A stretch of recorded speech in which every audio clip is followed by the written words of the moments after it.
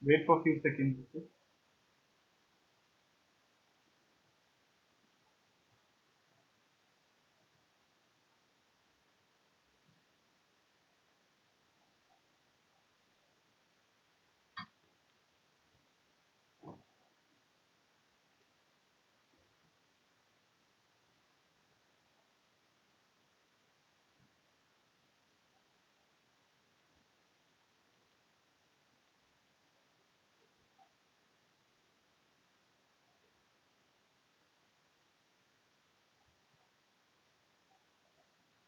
Okay. So I'm going to cover all the diagrams for the assignment, and for that I'm going to select a new file. So all the diagrams can be created in a single sheet. So first thing we are going to set is the unit, how to set the units. So go to UN, type UN, enter. You will see the drawing units dialog box. Now we have the length type here. So all the dimension in these drawings are in millimeter. You can suppose that in millimeter, or you can suppose them into inches. It's up to you. If the dimension is defined, you can just choose that. There is a difference of the insertion scale in all the types. If you select the decimal, then we will have the millimeter here.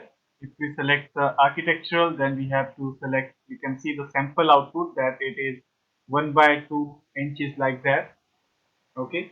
If we select the engineering, it will have 1.5 inches like that, or it will have 2.5 inches like that. Okay, so in engineering and architectural there is the difference.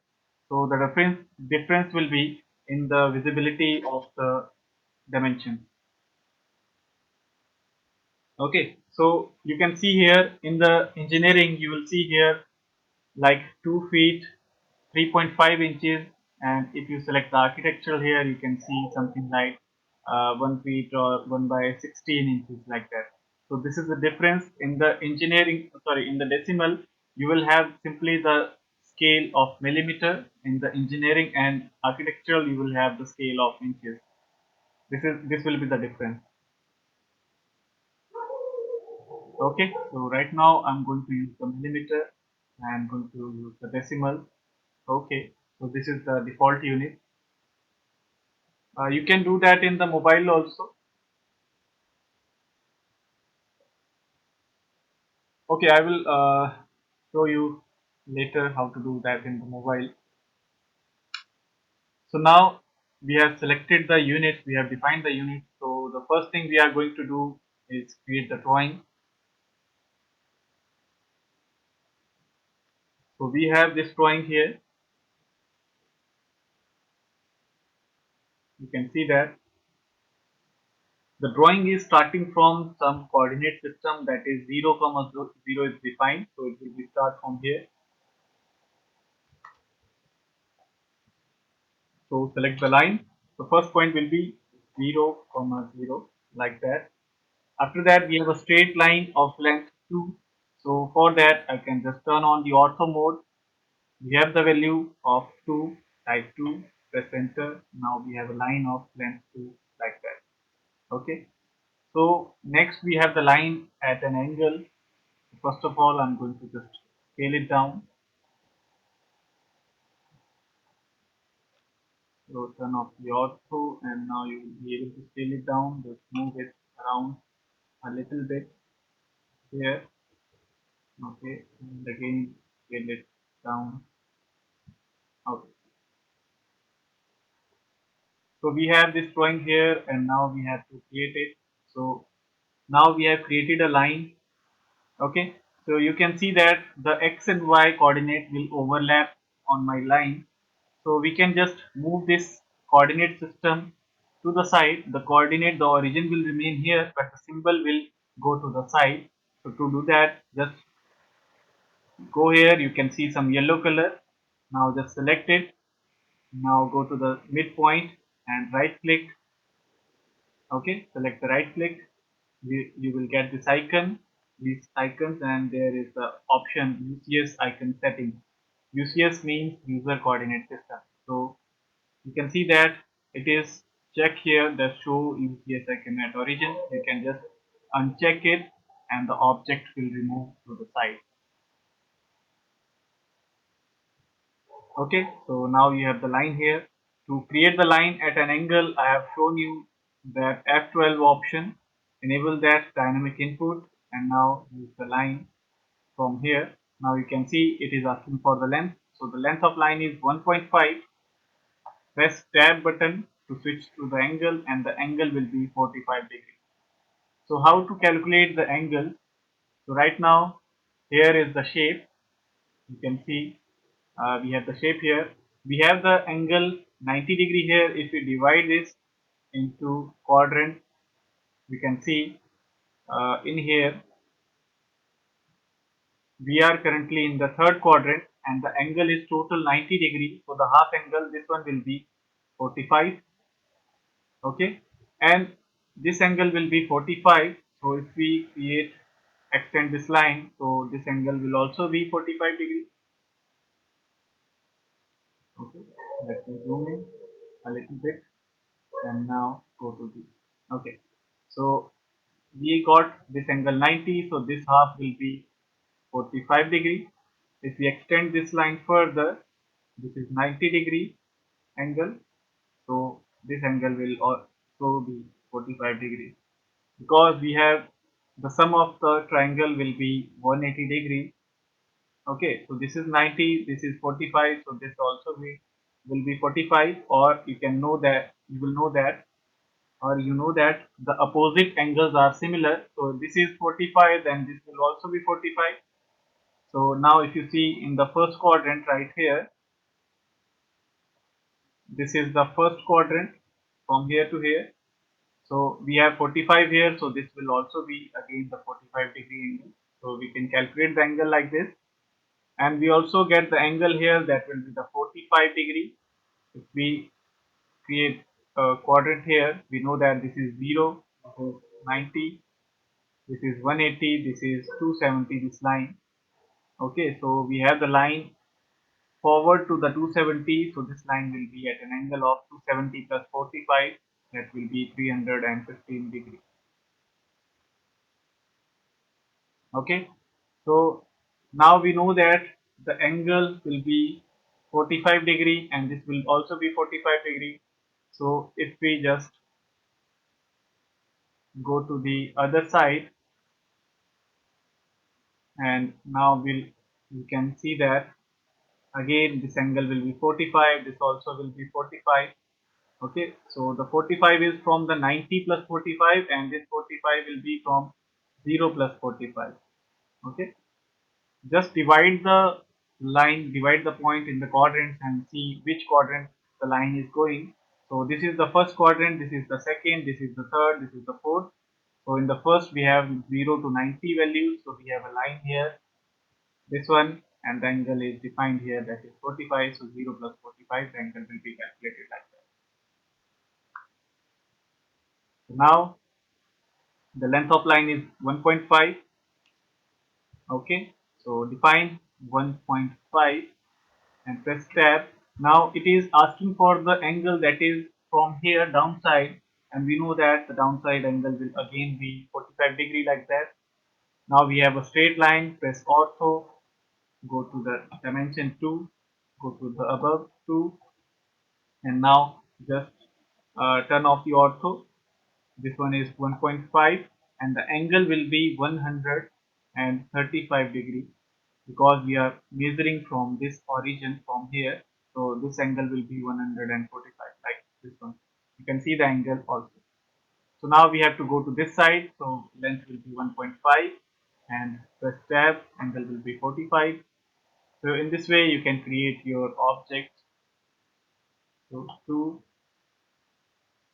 2, and this will be 1.5 and the angle will be 135 from here like that, and 45, sorry, 1.5 and angle will be around 135 from here.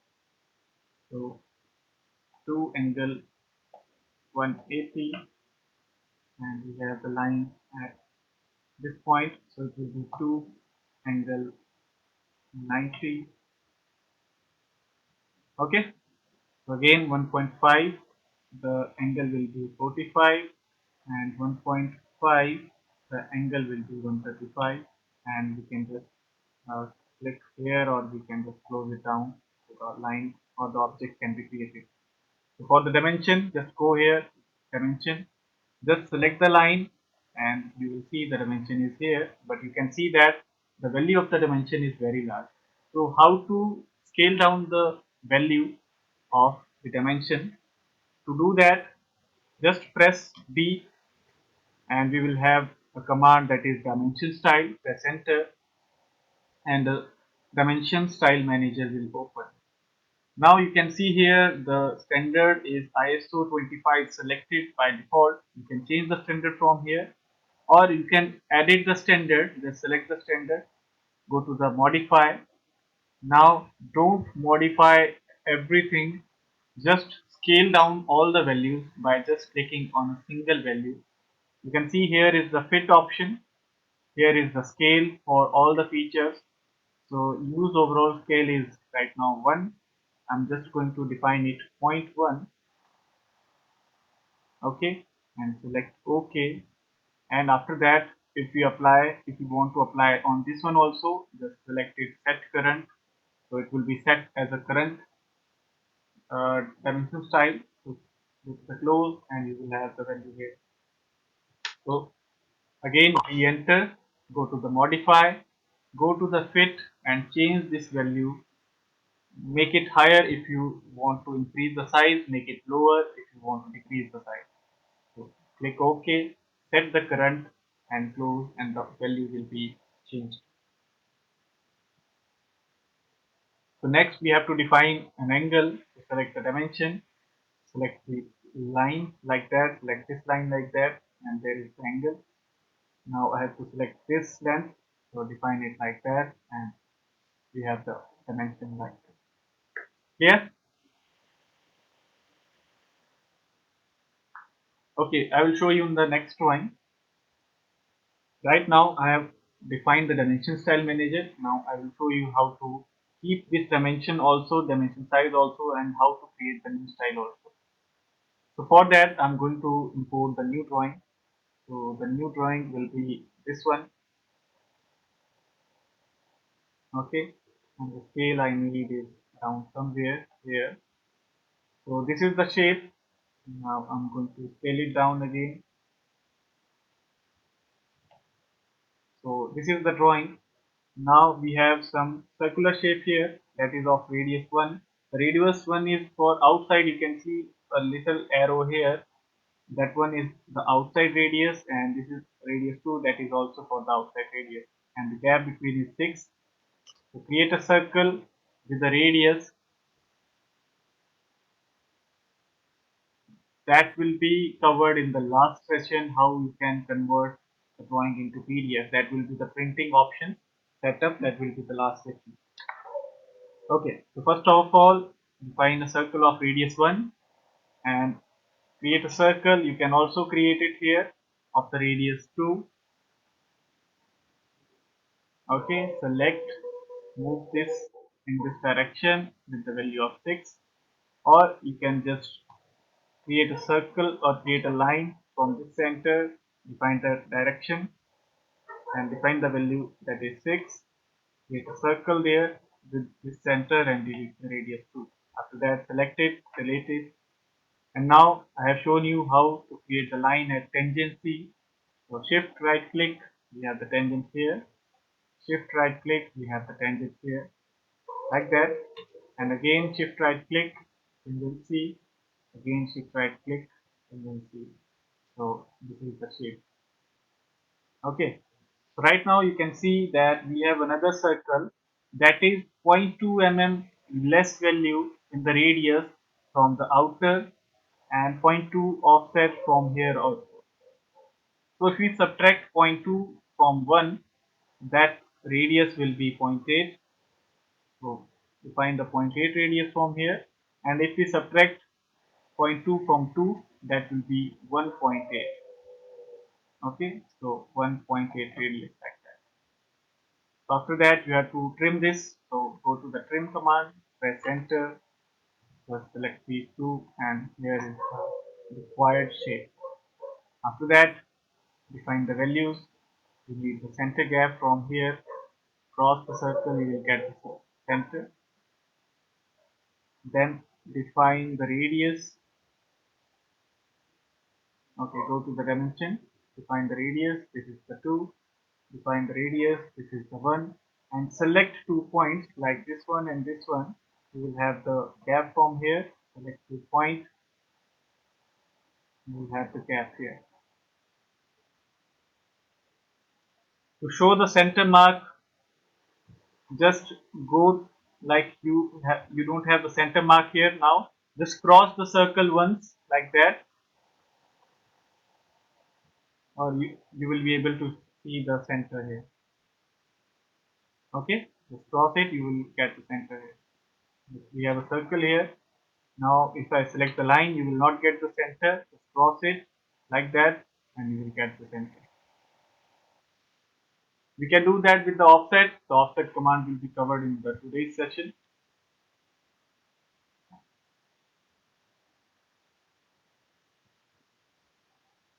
Okay,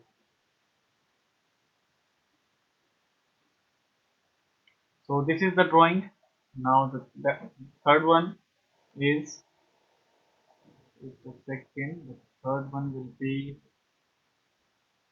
okay. So the next drawing we have is here, and it will be around. Okay, so the next drawing we have is this one. So you can see this drawing has a bigger scale.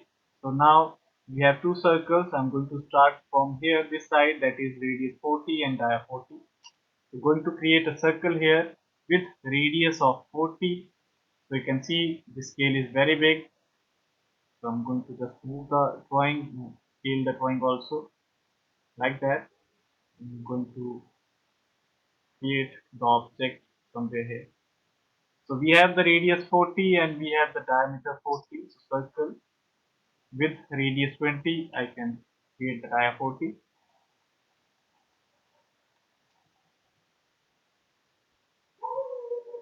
Okay. So next we have some circles at some distance. So go to the line like that. Define a line, ortho mode. We have the value 111.2 here, and we have a value. Okay, undo. We have a value. I'm going to turn off this. It is 111.2, and in the downside this is 50.4. Okay, we have two circles here with a radius of 30 and with a diameter of 30.4. So you can select the diameter from here, that is 30.4, like that. Now we have another type. So we don't have to create these lines again and again. We have another type that is called the tracking. We can find out the point with the help of a tracking command. To use the tracking, we can use the circle first. So the tracking command will work inside a command. Okay, you can just not type the track command from pk here. It will say it is an unknown command. Okay, so the command will work inside of the other command. We're going to use the circle. So right now it is asking for the center, so we need to define the center. So now we have to find the location of the circle. So to do that, we can type pk, press enter. Now it is asking for the first point. So we know that the distance is from somewhere here. So select this point, define the direction here. We need to go 145.6 to this point, and in the upper side we need to go to the 91.2. Press enter. So this is the desired point. Press enter to exit out from the command. Now we are back in the circle, and now we can create a radius of 30 here, and again we can select the similar value with diameter 32. Okay, so how to find? Again, it is the circle command. So when you have to find the center point, just use the tk we have to enter the TK. You can see here in the bottom when I select the center, sorry, when I select the command, the circle, it is asking for the center. Now we have to find the center. So type here TK. You can see this is TK written down here. Press enter. Now you can see here it is asking for the first tracking point. So we have the value defined from this point. So I'm going to select this point. Now you have to define the direction where you want to go. I want to define a value of 145.6 in this direction. Now it is asking for the other direction. So that value is 91.2. So if this point is your desired location, you can exit out from the tracking. Don't escape. Press the enter option, press the enter button to exit out of the command, and you will be back in the circle. So now define the radius, that is 30, and use the same center to define the other radius, that will be 32 dia, so it will be 16 radius. Okay, so actually I have not worked with the mobile version yet. I will check how we can, if we have the options there, because mobile version is basically to inspect the drawing, not to create the drawing, but we have some options there, we can use that. But the main purpose of the mobile app is to edit the drawing or to see the drawing or to make some minor changes, okay, not to create everything. So I will check on that, and after that I will show you if that is possible or not. Okay, so right now we have all the circles here. Okay, so in that case we don't have any other option. Yes, we can use the track everywhere, like you want to, if you want to find any point for the line, the circle, the rectangle, anywhere you can use this tracking command. Okay, so the next option we have is to create an arc here that is of radius 30, 300, sorry. So an arc here with radius 300, but the arc is tangent to both sides. So in the arc, we don't have any tangent type option. In that case, we cannot apply a tangent to both sides. So to create that, we have an option in circle. From there, we can select two tangents and the radius option. So select the two tangents and keep the center here, keep the cursor here, and define the radius, that is 300, and the circle will be created here. Again, for this side, we have the 114.1 value. So with the circle, you can see the tangent option is also here. So select the two tangencies, keep the center here, and define the radius 114.1, like that. After that, we have a radius of 200 below there. So circle, tangent, select these, and the radius or the value will be 200, like that. Okay. So after that, just go to the trim, press enter, select these like that, and just trim it out. So here is the shape. And again, you have to trim out these one also. So select those, and this is the shape. There. Now define the dimensions, like we have this dimension here. So define the radius. Like this is the radius here. This is the radius here. Here is the radius again. So you can see the size is very less. If we go to this scale, this size is very properly, this is very accurate size, but in this case, the size is very less. So to use Hello. multiple scale types, yes, yes, what do you want to ask?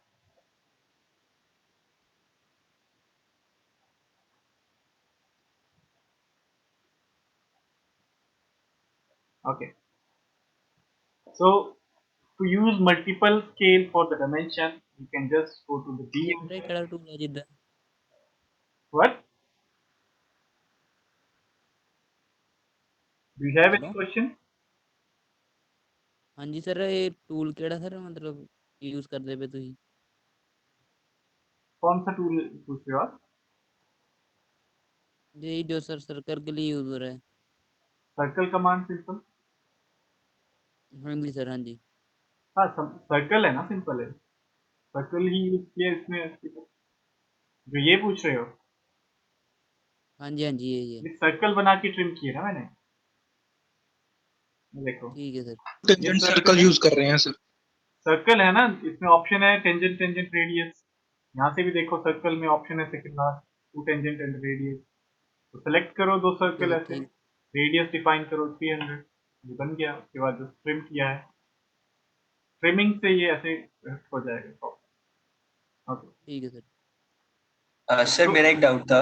Yes, sir जो आपने circle command मतलब tangent tangent radius command use करा है, इसके अंदर हमने जो tangent के पॉइंट्स हैं वो अनोनिमसली हम चूज करेंगे, कहीं भी वो चूज अपने कर आप सकते हो, वो एडजस्ट अपने कर आप एडजस्ट करेगा। अपने आप एडजस्ट करेगा हाँ, वो एक जो रिलेशन, सॉफ्टवेयर है। हाँ वो एक रिलेशन है, वो अपने आप एडजस्ट करेगा। Okay sir, thank you. So next option is to apply some different scale for the dimension. Just go to the D enter. Now we have an option here that is override, or we can use some different standard.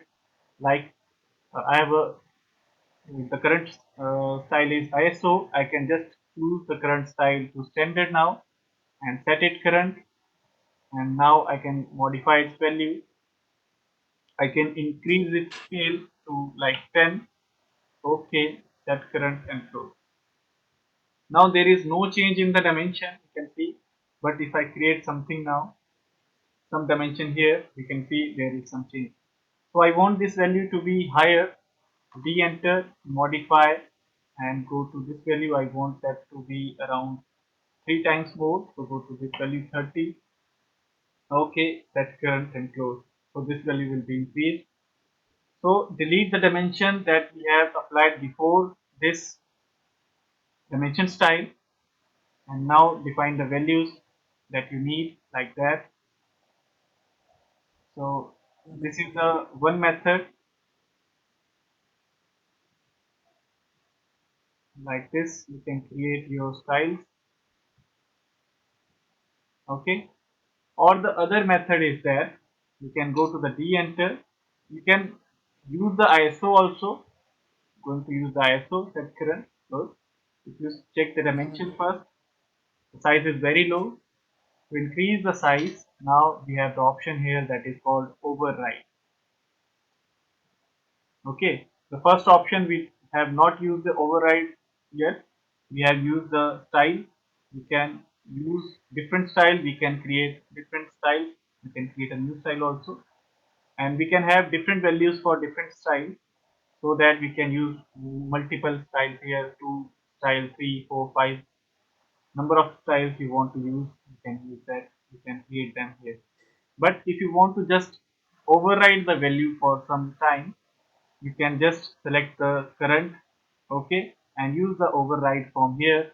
Now you can see we have some value. I'm going to specify that value to be around 5, and going to set OK. Now you can see in the ISO we have another option that is style override. So now this override will be applied when I define a value like that.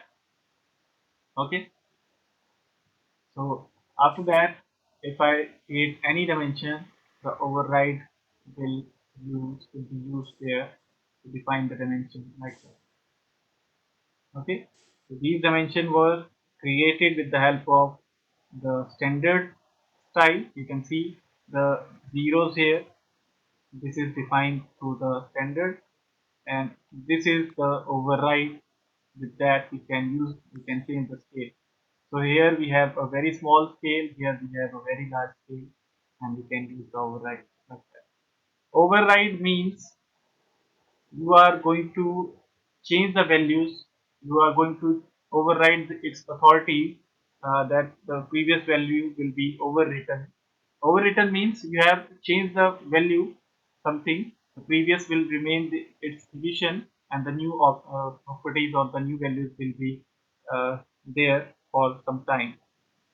Okay, if you want to delete the override, you can just remove it from here, or you can just go there and set it current, and it will discard the override style form here, like that. Okay, so you can see that the dimension remains there, but the override is also deleted. Now you can create sir another override. Yes. Sir जो override function हमने use किया है इसके अंदर, तो उसकी जो dimensioning properties हैं वो सिमिलर रहेंगी स्टैंडर्ड के साथ? We can change the properties. You can see that if we use the override here, we will be uh, prompted to a new command, new dialog box. You can see here, this is the override current style. So you can change the value to any different value, like I'm going to define that one. Okay. So the new style overridden overrides has a value that is defined by me now one. So if you define any dimension now, so that will have some different scale. Okay, like that. This is the override with the value of 1. This is the override with the value of 5. If you delete the override, okay sir. your dimension will not be going to delete from there. Okay, if you delete the override, you can see that you don't have the override for this now. The dimension remains with the similar size, with the same size. Okay, so use okay sir. override. Sir जो हमारा जो diagram आपने हमें जो इसमें show किया हुआ है, तो इसमें हमें दोनों डायमेंशनिंग यूज करना कंपलसरी है, like the override function and standard also? No, there is no compulsion in that. You can use according to your need. Okay, the okay sir. style will be according to you, whichever you need. Okay sir, thank you. Okay. So these are the drawings. If you have any other doubt, you can ask, or we are going to move to the next file. I think the fourth drawing, the last drawing was the fifth one. Have you created the last drawing, or should I create here? No, we cannot use the linear dimension for the diameter or the radius. Linear dimension will only define the vertical or horizontal dimension, not the radius, not the diameter, not the line. Here is the linear. We cannot define. We can show the point to point dimension, but that too in the linear way, in the horizontal or vertical way, like that or like that. We cannot define the radius from the linear. Okay. So now we are going to move to the next command, that is the modifier for the today's session. So we'll just delete everything from here. So now, so what is the move command? So move command will basically move an object to a new place. Okay. So for that, I'm just going to use some drawings from here.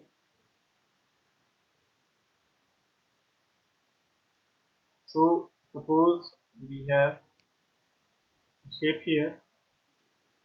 Okay, we have three circles. Right now, don't see the above circles. We have three circles here. We have the values of them with 2 dia, 3 dia, and 4 dia. You can see we have three circles with 2 dia. That will be one radius. Okay, three circle basically I'm going to define the 3 dia and diameter of 2. So we have three circles. Now we have an option here that we have to move the middle circle to up to the point 4. So select the middle circle. You have to move this object in the upside with the unit of 4. So you can move the circles directly. The middle point of the circle will work as a move tool. But if we don't have the circle, if we have some other shape, we can use the move command from here.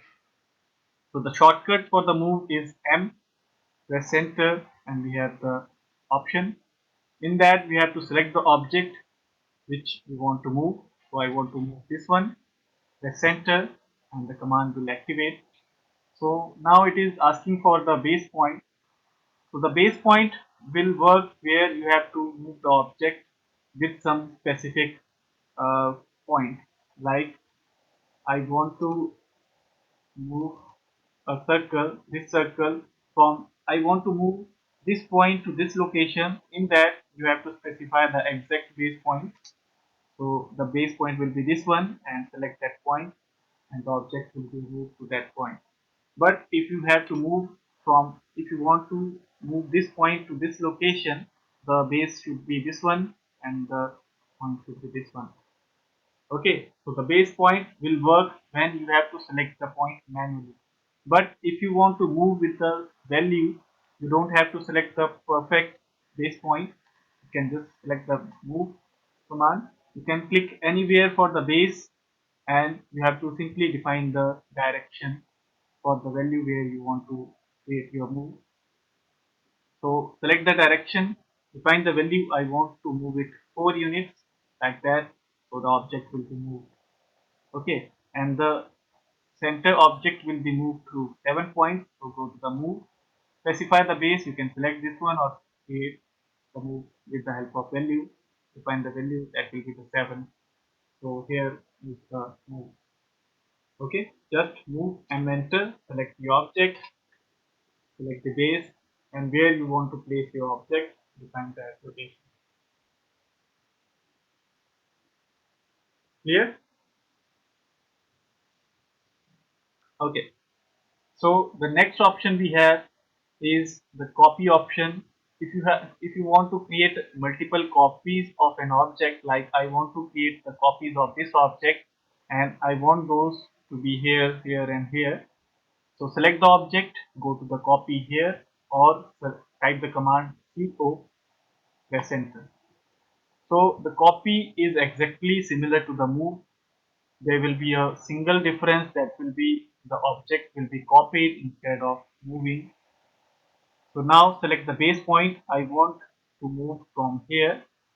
So you can see we have several copies like that. If you turn off the ortho, you can create the copy here also, wherever you need. You can just click anywhere and the copies can be created like that. So in the copy, we also have the undo command. You can go back like that also. Okay, and if you click on the exit, the command will cancel out like that. Okay, so select the object or directly select the command CO, select the object now, press enter, and now it will ask for the base point. So select the base point, select the object where you want to create the copy, turn off the ortho. Now you can select in the angular form also. So select the point, press escape, and the copy will be created. Okay. So there will be a new option, like I have a line of 35 length like that, and I have a circle at this point that is of 5 radius. Okay, so I'm going to reduce the radius like that. So I want to create multiple copies of this circle on this line. I want 5 circles on this line with equal distance.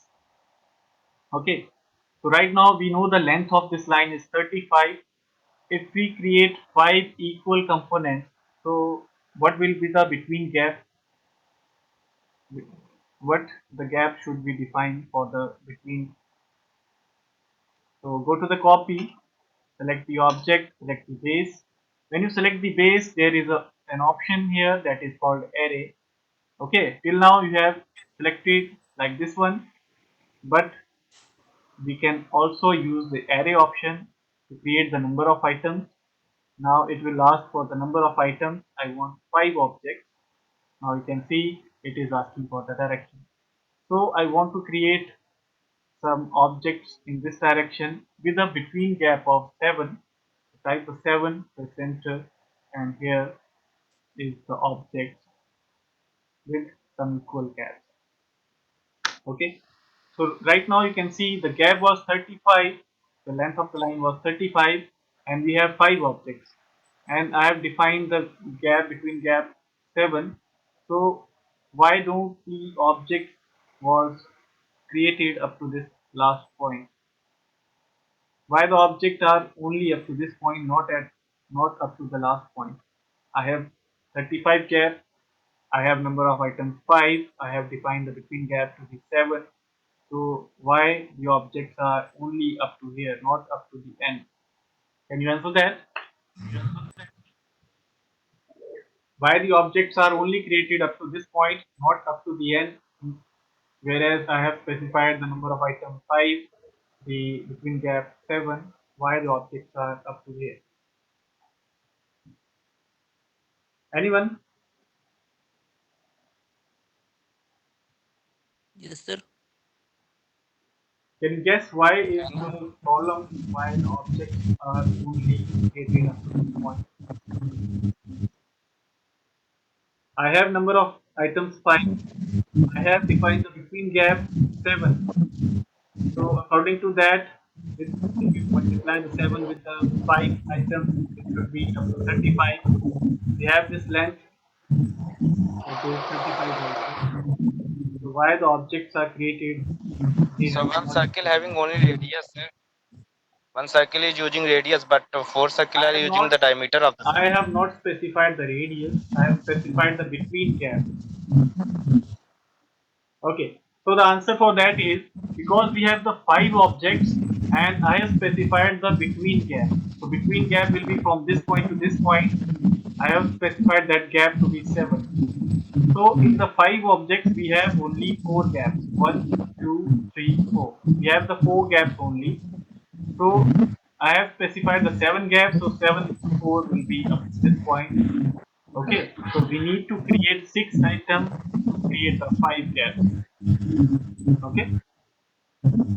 Okay, sir. So if I use the copy option, select the object, and if I select the base point and select the array, now if I select the number of items to be 6 and provide the direction and define the number of between gaps to be 7, you can see the last object will be created up to the end point.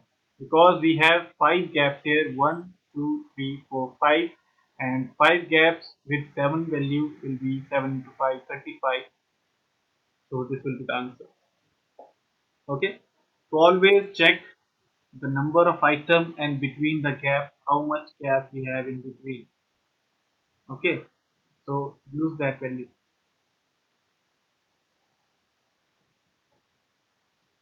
So next, for the second option, if you don't have the between gap, if you don't know the length of the line, and I want to create these objects up to this point and I want to divide the line equally.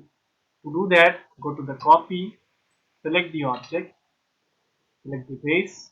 I want to use the array with 5 items. I want to define the 5 items like that with equally distributed gap. So we don't know the between gap, we don't know the full gap. To create this object now, we have an option here that is called fit. So if we select the fit, you can see we have the cursor at the last object. You can just select that point and the object will be distributed equally. Okay, in this we don't have to specify the between gap. We have to specify the end point, where is the end point, and the object will be equally distributed. Okay, so once again, select the object, create the copy, select the base, now define the array. I want now 7 items and click on the fit here and select the last point and the object will be created with some equal gap. Okay, so this is the copy option. If you have any question, you can ask.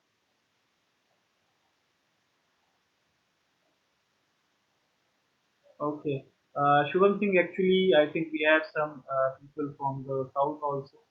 That's why I was talking in English. Okay, do we have any person who don't understand the Hindi? Do we have any person in the group who don't understand the Hindi? Sir मैं You don't understand the Hindi? यार तुम्हें तो आती है, मैं पूछ रहा हूँ कोई ऐसा बंदा है जिसको हिंदी ना आती हो? नहीं सर मुझे आती है मतलब मैं समझ गया. Okay, so we are going to start in Hindi. We are going to deliver this lecture in Hindi. Okay, so अभी तक हमने क्या किया है? अभी तक हमने जो कमांड यूज की है वो मूव एंड कॉपी. ओके, तो मूव में क्या होता है कि जैसे कोई ऑब्जेक्ट है हमारे पास यहाँ पे है, मैं चाहता हूँ कि ये ऑब्जेक्ट जो है यहाँ पे आ जाए, तो उसके लिए कमांड है मूव. तो सेलेक्ट करेंगे मूव, उसके बाद ये पूछेगा बेस पॉइंट, तो कौन सा पॉइंट आपको उठा के दूसरी जगह रखना है. तो मुझे ये सेंटर पॉइंट जो है इस लोकेशन पे रखना है. तो बेस पॉइंट जो है ये सेंटर है। उसके बाद आप सिंपली क्लिक करेंगे उस पॉइंट पे तो ऑब्जेक्ट मूव हो जाएगा उस पर्टिकुलर लोकेशन के ऊपर।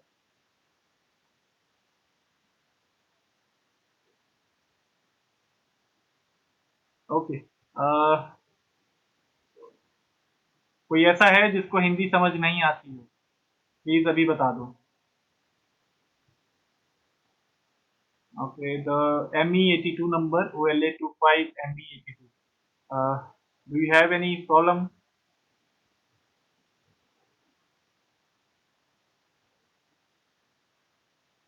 ओके, सो ये है मूव कमांड। अब इसकी अगर आपको कॉपी क्रिएट करनी है, नंबर ऑफ आइटम्स क्रिएट करने हैं, तो उसके लिए कॉपी कमांड है यहाँ पे। तो अगेन बेस पॉइंट की ऑप्शन है, जस्ट बेस पॉइंट सेलेक्ट करो और ऐसे आप मल्टीपल कॉपी क्रिएट कर सकते हैं क्लिक करके। और आप directly with number of item use कर सकते हो। बेस के बाद ऑप्शन आती है एरे, वो सेलेक्ट करो, नंबर ऑफ आइटम डिफाइन करो, लाइक मुझे चाहिए 7, तो किस डायरेक्शन में 7 चाहिए वो डिफाइन करो, यहाँ चाहिए, यहाँ चाहिए, अप साइड डाउन साइड, कहाँ को चाहिए वो आप ऐसे डिफाइन कर सकते हो। मुझे इस तरफ चाहिए। अब बिटवीन का गैप अगर पता है तो वैल्यू डिफाइन कर सकते हो। जैसे बिटवीन का गैप अगर मैं डिफाइन करता हूँ 10, तो ऑब्जेक्ट ऐसे बन जाएंगे। ओके, आप देख सकते हैं बाहर तक जा रहे हैं। अगर बिटवीन का गैप पता नहीं है और आपको जो लास्ट ऑब्जेक्ट है वो इस पॉइंट तक बनाना है, तो उस केस में copy, okay, select the base point, now select the array, number of item मुझे 7 चाहिए। Now select this fit option, okay, click on the fit option, now select the end point, और आप देख सकते हैं कि ऑब्जेक्ट जो है इक्वली डिस्ट्रीब्यूटेड है इस लाइन पे। क्लियर? अभी तक कोई क्वेश्चन है किसी का कॉपी एंड मूव में?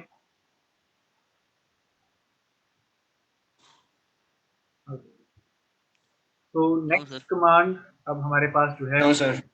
ओके, तो नेक्स्ट कमांड है रोटेट। अगर किसी ऑब्जेक्ट को आपको रोटेट कराना हो तो क्या कर सकते हैं? अब सर्कल को तो रोटेट कराएंगे तो सर्कल ही रहेगा। सर्कल को अपनी एक्सिस पे नहीं रोटेट कराया जा सकता, सर्कल को किसी और रोटेशन के थ्रू रोटेट कराया जा सकता है। तो रोटेट, मैं इस सर्कल को इस एक्सिस पे रोटेट करा सकता हूँ तो डिफरेंस नजर आएगा। ओके, अगर मैं सर्कल को अपनी ही एक्सिस पे रोटेट करा दूं तो कोई नजर नहीं आएगा, कोई डिफरेंस पता नहीं लगेगा। तो इसलिए मैं रेक्टेंगुलर शेप ले रहा हूँ। तो रोटेट कमांड स्टार्ट होती है RO से, RO एंटर, और यहाँ से ऊपर।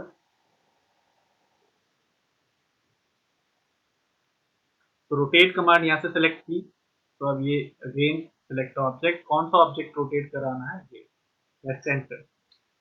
नाउ अगेन बात आती है बेस पॉइंट, किस पॉइंट के अराउंड आपको ऑब्जेक्ट रोटेट कराना है। जैसे ये पॉइंट है तो आप यहाँ से रोटेशन देख सकते हैं, या इस पॉइंट से कराते हैं तो यहाँ से रोटेशन देख सकते हैं। तो मेन जो आपको डिफाइन करना है वो है एक्सिस ऑफ रोटेशन, जो बेस पॉइंट होगा वो एक्सिस ऑफ रोटेशन है। उसके बाद कितने डिग्री पे रोटेट कराना है वो वैल्यू यहाँ पे पूछ रहा है। जैसे 45 डिग्री पे कराना है। अब ऑब्जेक्ट कहाँ पे है, यहाँ पे 45 डिग्री क्या होगा, दिस लोकेशन प्लस 45 डिग्री, तो ऑब्जेक्ट जो है कहीं ऐसे बनेगा। एंटर करते हैं तो ऑब्जेक्ट यहाँ को मूव हो जाएगा। ओके, अगर रोटेट डायरेक्ट कर रहे हैं तो ऑब्जेक्ट अपनी लोकेशन से मूव होगा। रोटेट बेस पॉइंट, अगर आप डायरेक्ट डायमेंशन डिफाइन कर रहे हैं तो ऑब्जेक्ट मूव होगा। अगर आपको उसकी कॉपी क्रिएट करनी है तो उसके लिए ऑप्शन है यहाँ पे कॉपी। तो अब ये ऑब्जेक्ट भी रहेगा और एक नया ऑब्जेक्ट भी बनेगा। एंगल चाहिए मुझे 90 डिग्री, तो ऑब्जेक्ट जो है यहाँ से इस लोकेशन पे आ जाएगा और इसकी कॉपी भी क्रिएट होगी। ओके, अगर एंगल देखना है तो यहाँ से डायमेंशन, और ये हमारे देख सकते हैं 90 डिग्री का एंगल है बिटवीन। क्लियर? अगर हमारे पास एक रेक्टेंगल है जैसे, और मैं इसको रोटेट कराना चाहता हूँ अपने ही सेंटर एक्सिस पे 65 डिग्री पे, तो रोटेट, ठीक है, अपना सेंटर एक्सिस का ये है कितने डिग्री पे, 65 पे। तो जो उसकी लाइन है ये 65 पे आएगी। एंगल चेक करने के लिए एक रेफरेंस लाइन आपको क्रिएट करनी पड़ेगी।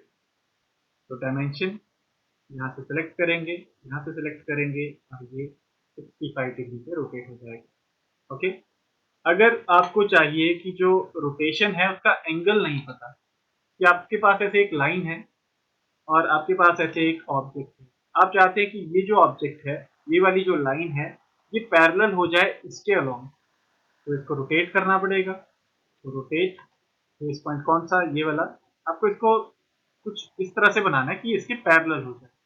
तो उस केस में ऑप्शन है रेफरेंस। अब रेफरेंस में आपको सेलेक्ट करना है कि किस ऑब्जेक्ट को रोटेट कराना है। तो मुझे इस पॉइंट से लेके इस पॉइंट तक इस लाइन को रोटेट कराना है। कितने एंगल पे, एंगल पता नहीं है। अगर पता है तो वैल्यू लिख दो, अगर पता नहीं है तो पॉइंट पे जाओ और सेलेक्ट करो कि मुझे इस एंगल पे इसको रखना है। तो ऐसे रेफरेंस पे रोटेट हो सकता है। ओके, अब जैसे मुझे इस वाली लाइन को इसके पैरेलल करना है तो रोटेट, एक्सिस ऑफ रोटेशन में ये ले रहा हूँ और रेफरेंस में सेलेक्ट कर रहा हूँ कि रोटेट किसको करना है, इस लाइन को करना है और कितना पॉइंट के हेल्प से इस पॉइंट से यहाँ तक रोटेट करना है।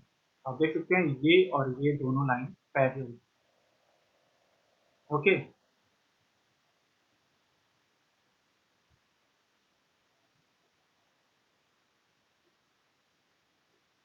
क्लियर?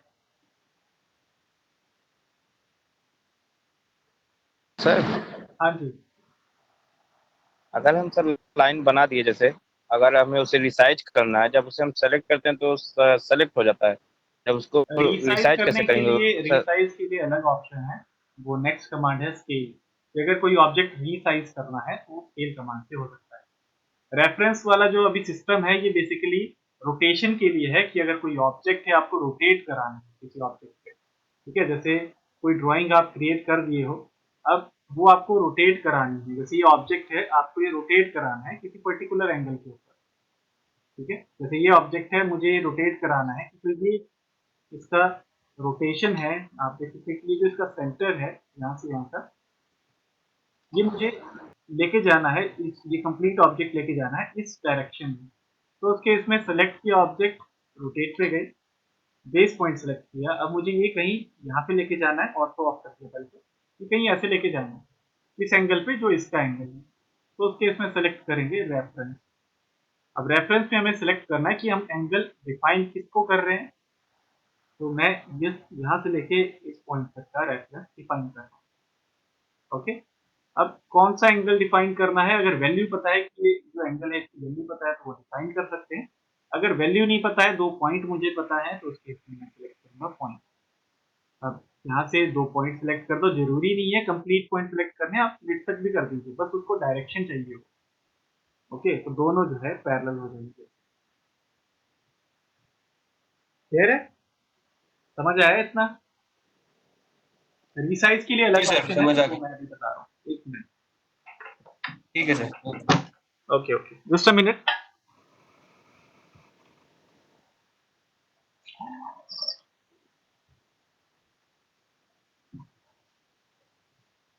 ओके,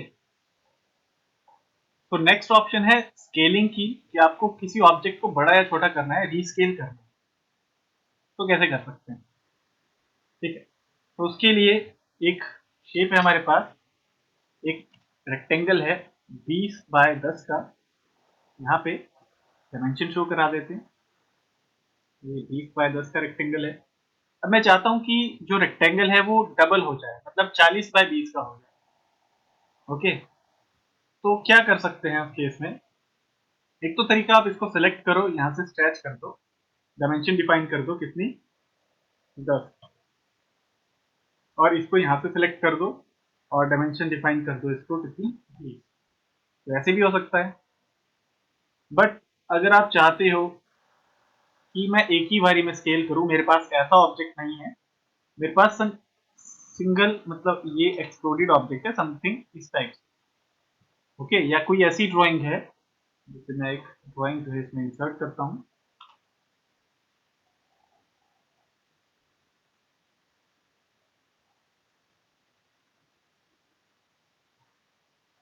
ओके, तो सपोज मेरे पास ये ड्राइंग है, तो अब इसका जो साइज है मुझे इसको हाफ करना है। ठीक है, मैं चाहता हूँ कि जो इसका साइज है वो आधा हो जाए। तो इसके इसमें क्या कर सकते हैं, अब इसको तो आप खींच नहीं सकते कहीं, तो उसके लिए ऑप्शन है स्केल हमारे पास यहाँ पे। तो shortcut will be SC enter. Okay, और कमांड यहाँ से भी ले सकते हैं। अब पहली ऑप्शन है अगेन सेलेक्ट ऑब्जेक्ट, इसको स्केल करना है, इसको करना है, एंटर प्रेस कर दिया। अब बेस पॉइंट कि कौन सा पॉइंट फिक्स रहेगा, मैं चाहता हूँ कि सेंटर जो है यहीं पे ही रहे इसका, जो चारों तरफ से वैल्यू छोटी हो जाए, चारों तरफ से ऑब्जेक्ट छोटा हो जाए।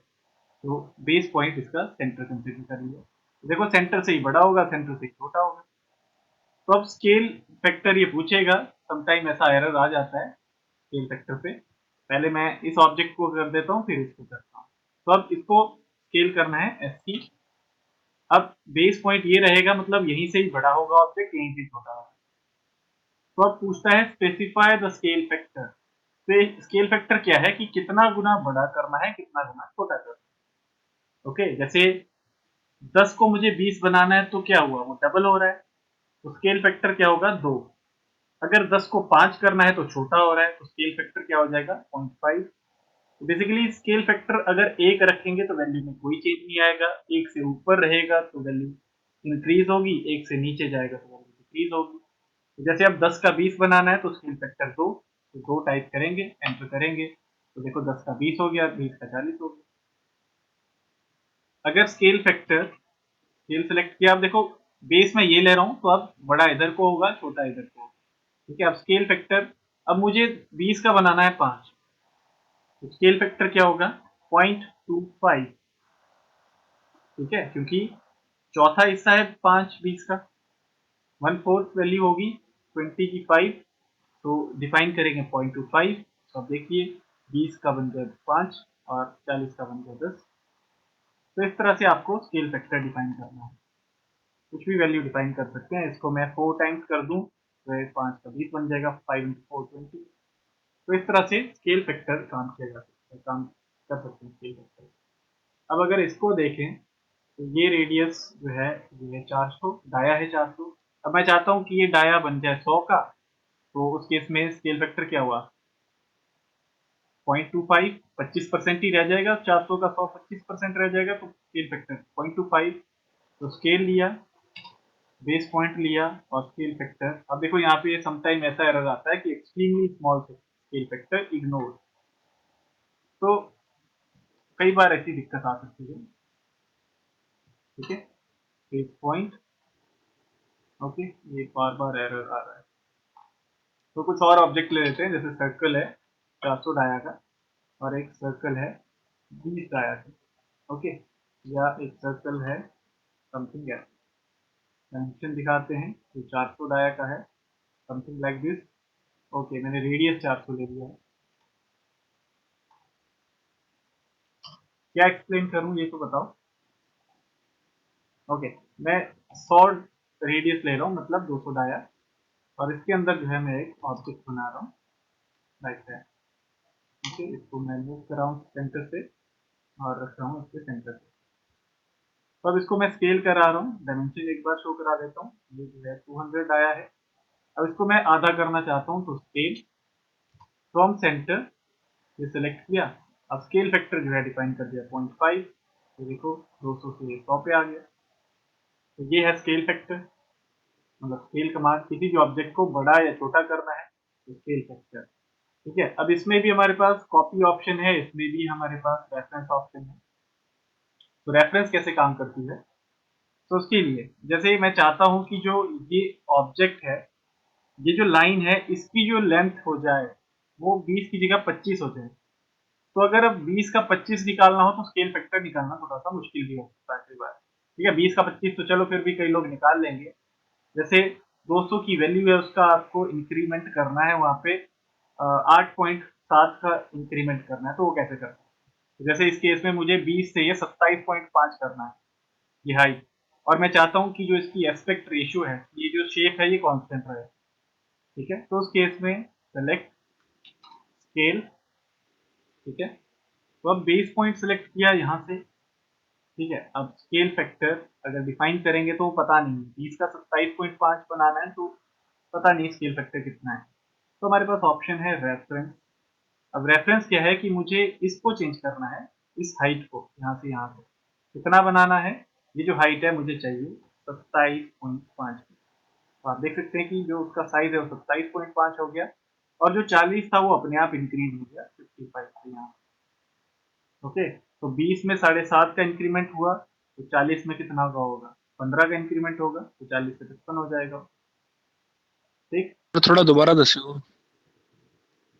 जैसे हमारे पास ये ऑब्जेक्ट है, अब इसको हमने साइज इंक्रीज करना है, स्केल फैक्टर नहीं पता पर आपको पता है कि इस 20 से आपको बनाना है 33। ठीक है, 20 का आपको हाइट 33 कर देना है और 40 उसके अकॉर्डिंग अपने आप एडजस्ट हो जाए। तो सेलेक्ट स्केल बेस पॉइंट, मैं अभी 10 से ले रहा हूँ बेस पॉइंट। तो रेफरेंस पे जाना है और सेलेक्ट करना है कि मुझे इस लाइन को, इस जो ये जो लाइन है इसका स्केल चेंज करना है। कितना, मुझे ये 20 से बनाना है 33.5। ठीक है, तो सीधा लिख दो वैल्यू 33.5 और ये जो हाइट है वो चेंज हो जाएगी और ये गैप भी अपने आप चेंज हो जाएगा। ठीक है, स्केल क्या करता है, शेप वैसी ही रहने देगा, बस साइज को बड़ा या छोटा करता रहेगा। ठीक है, कोई okay, question? Thank you sir. Okay, no sir. ठीक है, तो अगेन कॉपी है वो सिमिलर काम करती है, उसकी कॉपी क्रिएट होगी वहां पे। तो नेक्स्ट ऑब्जेक्ट है ट्रिम और उसके साथ है एक्सटेंड। तो अभी तक आपने देखा कि जैसे दो एंटिटीज एक दूसरे को काट रही हैं ऐसे, तो अगर आपको उनको काटना है, जैसे मैं चाहता हूँ कि जो इंटरनल लाइंस है वो सारी ट्रिम हो जाए मेरे पास आउटर एरिया, तो उस केस में यहाँ पे जाएंगे ट्रिम, एक बार एंटर प्रेस करना है और डायरेक्टली आप इसको ऐसे सेलेक्ट कर सकते हो और ऐसे भी सेलेक्ट कर सकते हो। ठीक है, पर अब जो एंटिटी क्रॉसिंग में रह जाएगी वो देखो बीच में बच जाएगी। ठीक, तो क्या करना है, जब ट्रिम कर रहे हो तो अकेला अकेला ट्रिम करो इसको स्टेप बाय स्टेप, क्योंकि क्रॉसिंग एंटिटी हमेशा ट्रिम होती है, जो क्रॉसिंग ना रहे वो ट्रिम नहीं होगी। जैसे ठीक है, ये ऑब्जेक्ट है, तो अगर हम पहले इनको ट्रिम करा दें तो ऐसे ये ट्रिमिंग हो सकती है सबकी, बट अगर हम पहले इनको ट्रिम करा दें, ऐसे कनेक्शन ही काट दें इनका, तो अब ये ट्रिम नहीं हो सकता, क्योंकि ये एक दूसरे को काट नहीं रही है, बस जुड़ी हुई है उसके साथ। ठीक है, और ये भी ट्रिम नहीं हो सकते क्योंकि ये भी एक कंटिन्यूटी बन गई। तो ट्रिम करने के लिए हमेशा जो ऑब्जेक्ट है वो इंटरसेक्टिंग होना चाहिए, कंटिन्यूटी में नहीं होना चाहिए, पहली चीज तो ये। अगर आप चाहते हो कि हाँ इसके बीच का सारा कुछ ट्रिम हो जाए, जैसे एक रेक्टेंगुलर शेप है, ठीक है, इसके अंदर कुछ ऑब्जेक्ट है ऐसे क्रॉसिंग में ऑब्जेक्ट, ठीक है, और ऐसे भी क्रॉसिंग में ऑब्जेक्ट, तो आप चाहते हो कि अंदर का सब कुछ ट्रिम हो जाए, तो उस केस में क्या करना है, उस केस में ये नहीं कि टी आर डबल एंटर लिया या ट्रिम यहाँ से लेके एंटर लिया और फिर एक एक करते करते रहो, ये नहीं करना। उस केस में हमारे पास ऑप्शन है, जब एक बार ट्रिम लिया तो देखो ये पूछता है सेलेक्ट ऑब्जेक्ट, तो ये सेलेक्ट ऑब्जेक्ट वाली क्या ऑप्शन है, इसमें ये पूछता है कि एक रेफरेंस बताओ कहाँ तक काटना है, वो रेफरेंस बता दिए कि यहाँ तक काटना है, या तो इनसाइड या आउटसाइड, एंटर कर दो। अब डायरेक्टली जो है ऐसे सिलेक्ट करोगे तो एक ही बारी में कर जाएगा। अंडू, यहाँ पे गए, आप आउटर काट दो। ठीक है, जितनी मर्जी क्रॉसिंग होगी वो सबको काट देगा इस तरह से। ठीक, तो ये फायदा है इसका, ये एक बाउंड्री चूज कर लेता है, उसके इनसाइड या आउटसाइड ये प्रॉपरली सब कुछ ट्रिम कर सकता है।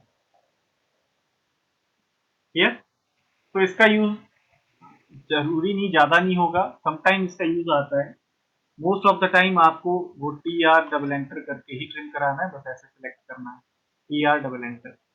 Okay, most of the time यही यूज होगा। अगर कभी बाउंड्री वाला ऐसा केस आया तो T R single enter, select object में इसको सेलेक्ट करना है जो बाउंड्री होगी, एंटर, और उसके बाद आप ऐसे सब कुछ ऐसे सेलेक्ट कर सकते हो। फिर अगर आपके पास कोई सर्कुलर एंटिटी है, उसके अंदर भी कुछ है आपके पास, जैसे क्रॉसिंग एंटिटीज में कुछ है ऐसे,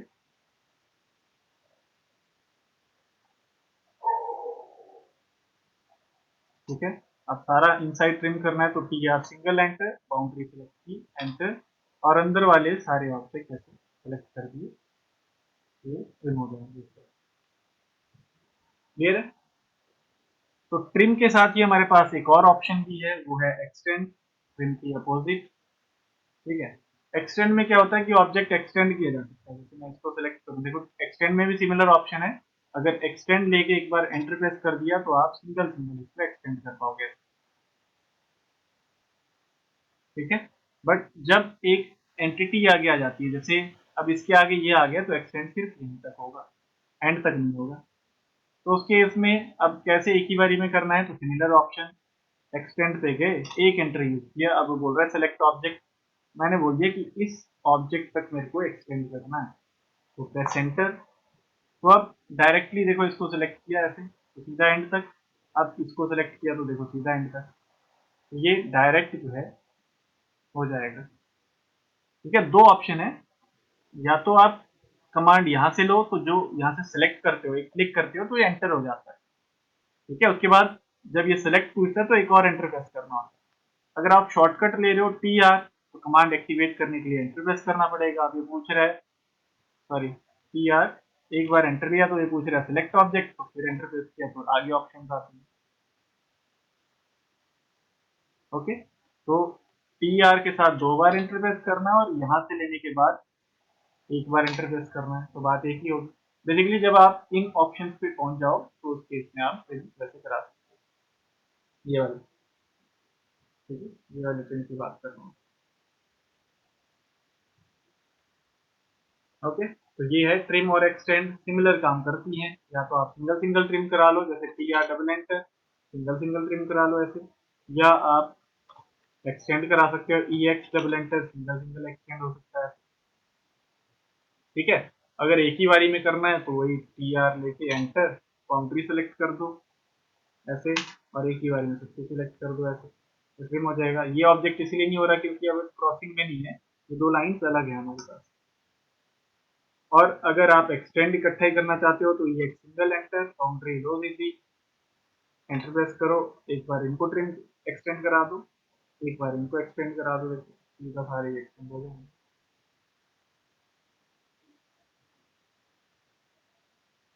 हाँ, रेयर चांस है, बहुत कम आपको यूज करना होता है, पर ऑप्शन है तो इसीलिए बता देंगे। ऑप्शन तो बहुत सारी हैं। देखो, ऑटो कैड में एक काम को करने के 50 तरीके होते हैं। ठीक है, अब कौन सा तरीका आपको बेस्ट लगता है, वो जो नॉर्मली यूज होते हैं तरीके, हम वही आपको करा रहे हैं। बहुत सारी ऑप्शन होती हैं। ठीक है, अब जैसे डिलीट करते हैं तो सेलेक्ट करके हम डिलीट कर सकते हैं। ठीक है, या सेलेक्ट करके यहाँ से इरेज की ऑप्शन है, या ई लिख के एंटर करो फिर सेलेक्ट करो फिर है। ठीक है, तो ऐसे अलग अलग तरीके हैं, तो कैसे काम करना है वो आपके ऊपर डिपेंड करता है। क्लियर? तो अब एक हम ड्राइंग क्रिएट करने जा रहे हैं। अभी 2021 मैंने देखा नहीं है उसमें क्या नया है, एक्चुअली अभी रिसेंटली लॉन्च हुआ था, मार्च के अंदर लॉन्च होता है। उसके बाद से जरा थोड़ा बिजी चल रहे थे इसलिए मैं देख नहीं पाया उसको, तो मैं उसको देख के एक बार चेक कर लूंगा। वैसे तो जो बेसिक कमांड होती है उसमें कोई चेंज नहीं होता है। ठीक है, जैसे लाइन है, सर्कल है, इनमें मोस्ट ऑफ द केसेस में कोई चेंज नहीं होगा। अगर कोई होगा तो वो सामने हाईलाइट हो जाएगा, आपको कुछ नजर आ जाएगा उसमें। तो अगर ऐसा कुछ हुआ केस तो वो आप एक बार मुझे बता देना, मैं उसको देख के आपको करवा दूंगा वो कि उसमें क्या चेंज है। ठीक है, नहीं तो मैं एक बार कल आपको जो नेक्स्ट क्लास है उसमें बता दूंगा कि नए जो 2021 है उसमें नया चेंज क्या आया है। ओके, तो मैं ये कल एक बार देख के 2021 में क्या नए चेंज आए हैं वो मैं आपको बता दूंगा। ठीक है, कंप्लीट जो उसका आ जाता है कि ये नई कमांड आई है वो हम देख के बता देंगे। कल मैं एक बार 2021 यूज करके उसको आपको दिखा दूंगा।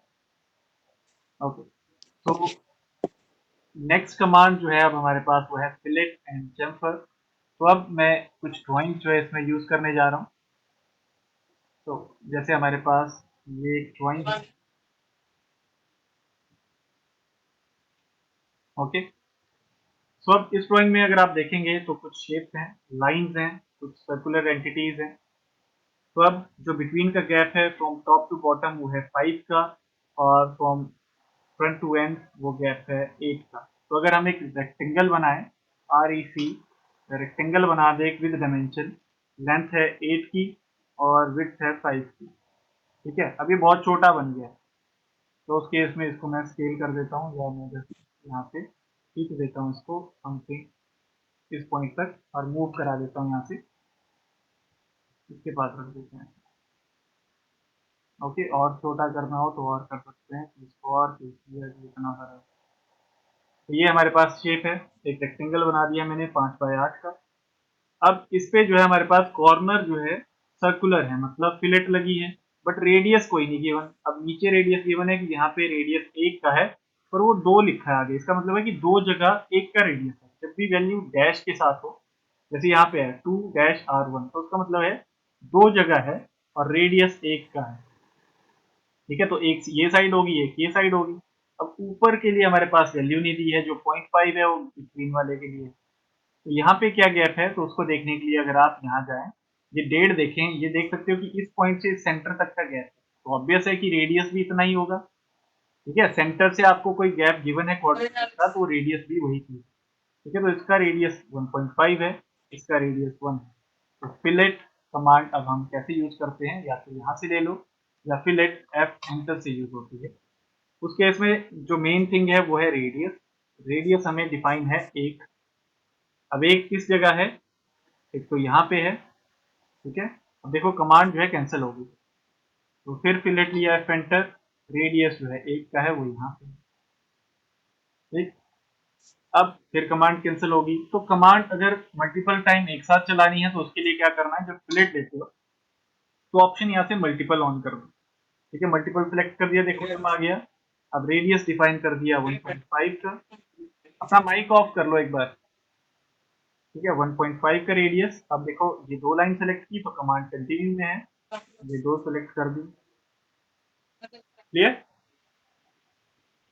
तो इस तरह से आप फिलेट को मल्टीपल रेडियस के साथ भी यूज कर सकते हो। Repeat this sir. Sharanjit please अपना माइक ऑफ कर लो, या कोई और भी है तो वो भी इसको अपना रिपीट माइक। कर दीजिए एक बार। ओके, मैं भी कर देता हूँ, पर प्लीज अपने माइक ऑफ रखिए क्योंकि आप बात कर रहे हैं आपस में और फिर आवाज यहाँ पे आ रही है। आप एम एंटर भी कर सकते हैं मल्टीपल के लिए, तो रिपीट कर देते हैं एक बार इसको। ओके, जैसे ये हमारे पास रेक्टेंगल है तो फिल इट। अब रेडियस पहली चीज डिफाइन करनी है, तो पहले एक रेडियस का मैं बना रहा हूँ। अब देखो मल्टीपल या तो यहाँ से सिलेक्ट कर लो, या आप देखो जो भी ये ब्लू कलर वाले हमारे पास लेटर हैं, जैसे मल्टीपल के लिए एम ब्लू में है, मैं एम लिख के एंटर कर दूं तो वो कमांड एक्टिवेट हो जाती है। ठीक है, तो अब मल्टीपल ऑन कर दिया तो ऐसे लाइन दो सेलेक्ट कर दी और यहाँ से दो लाइन सेलेक्ट कर दी। ठीक, अब रेडियस चेंज करना है तो रेडियस पे गए, सेलेक्ट किया 1.5। अब ये सेलेक्ट कर दिए दो लाइन और ये सेलेक्ट कर दी दो लाइन, तो एक ही बारी में भी ये बन सकता है। ठीक, तो ये हो गया रेडियस डिफाइन।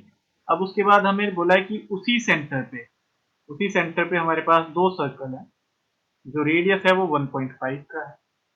तो अगेन अब देखो सर्कल पे गए, इसके सेंटर पे एक सर्कल है यहाँ पे, रेडियस कितना है 0.5 का, और यही सर्कल यहाँ भी है, तो हम बिना बनाए जस्ट कॉपी कर लेते हैं इसको। यो यहाँ से सेंटर में पता है, यहाँ से उठाया, या हमें पता है कि देखो ये पॉइंट पता है, डायरेक्टली इस पॉइंट पे रख दें तो भी चल जाएगा, या आप बेस जो है इसको ले लो, सेंटर पता है, यहाँ पे भी सेंटर पता है, देखो क्रॉस करेंगे तो सेंटर आ जाएगा, और ऐसे रख लो।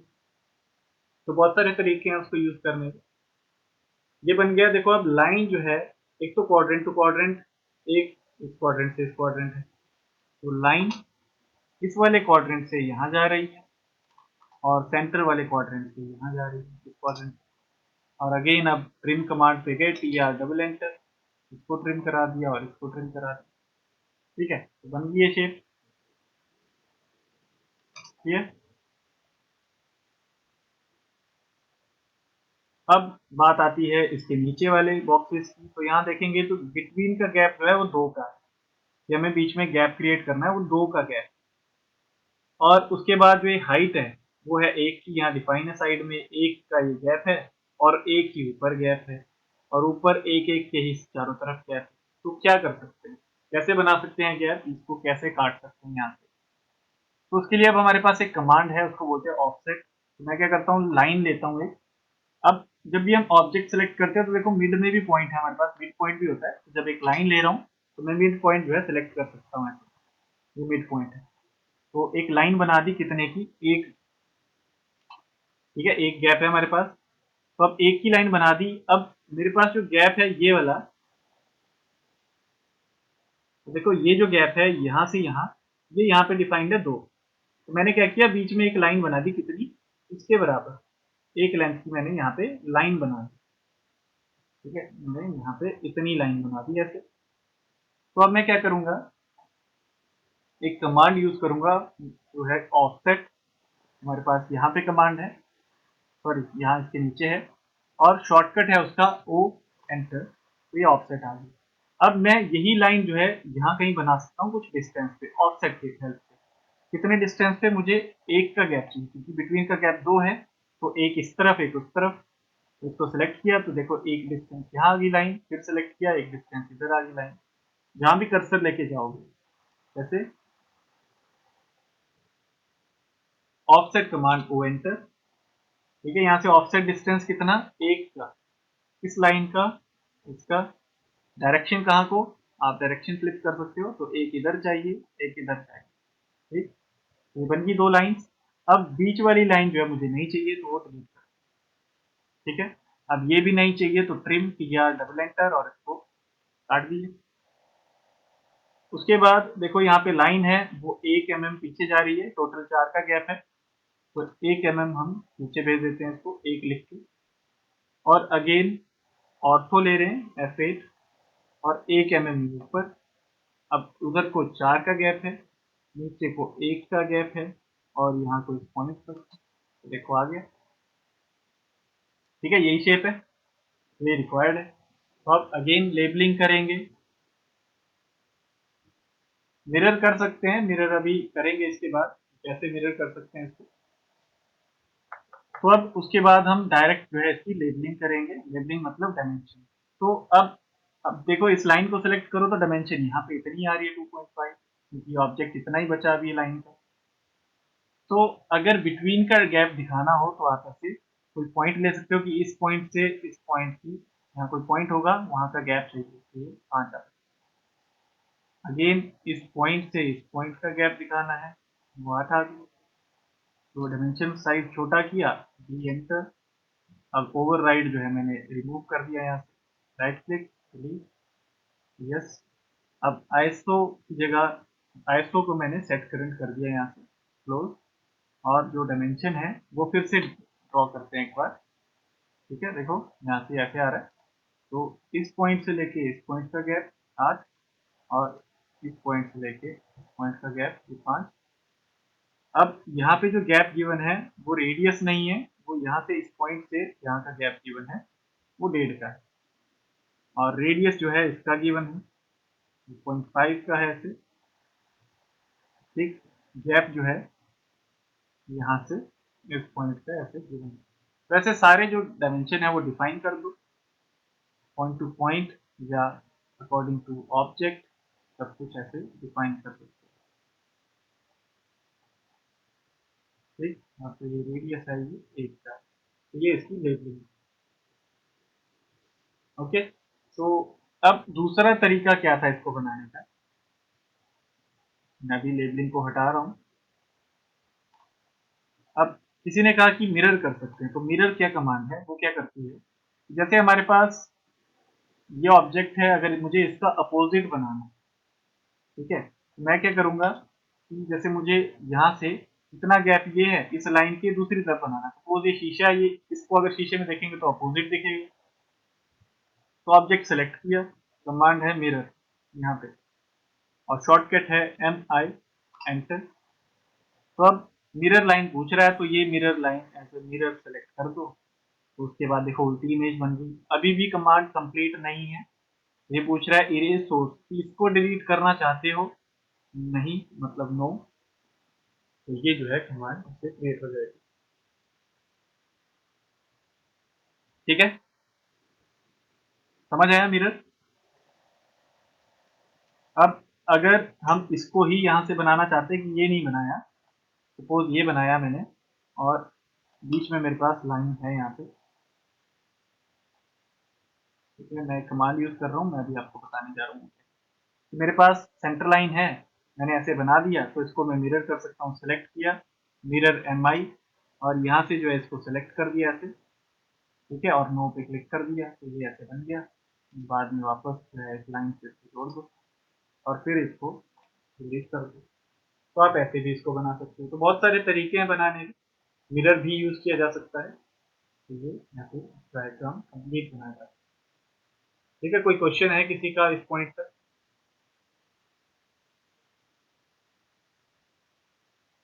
किसी का कोई फिलेट में क्वेश्चन हो, कोई मिरर में क्वेश्चन हो, कोई ऑफसेट में क्वेश्चन हो, तो आप अभी पूछ सकते हैं।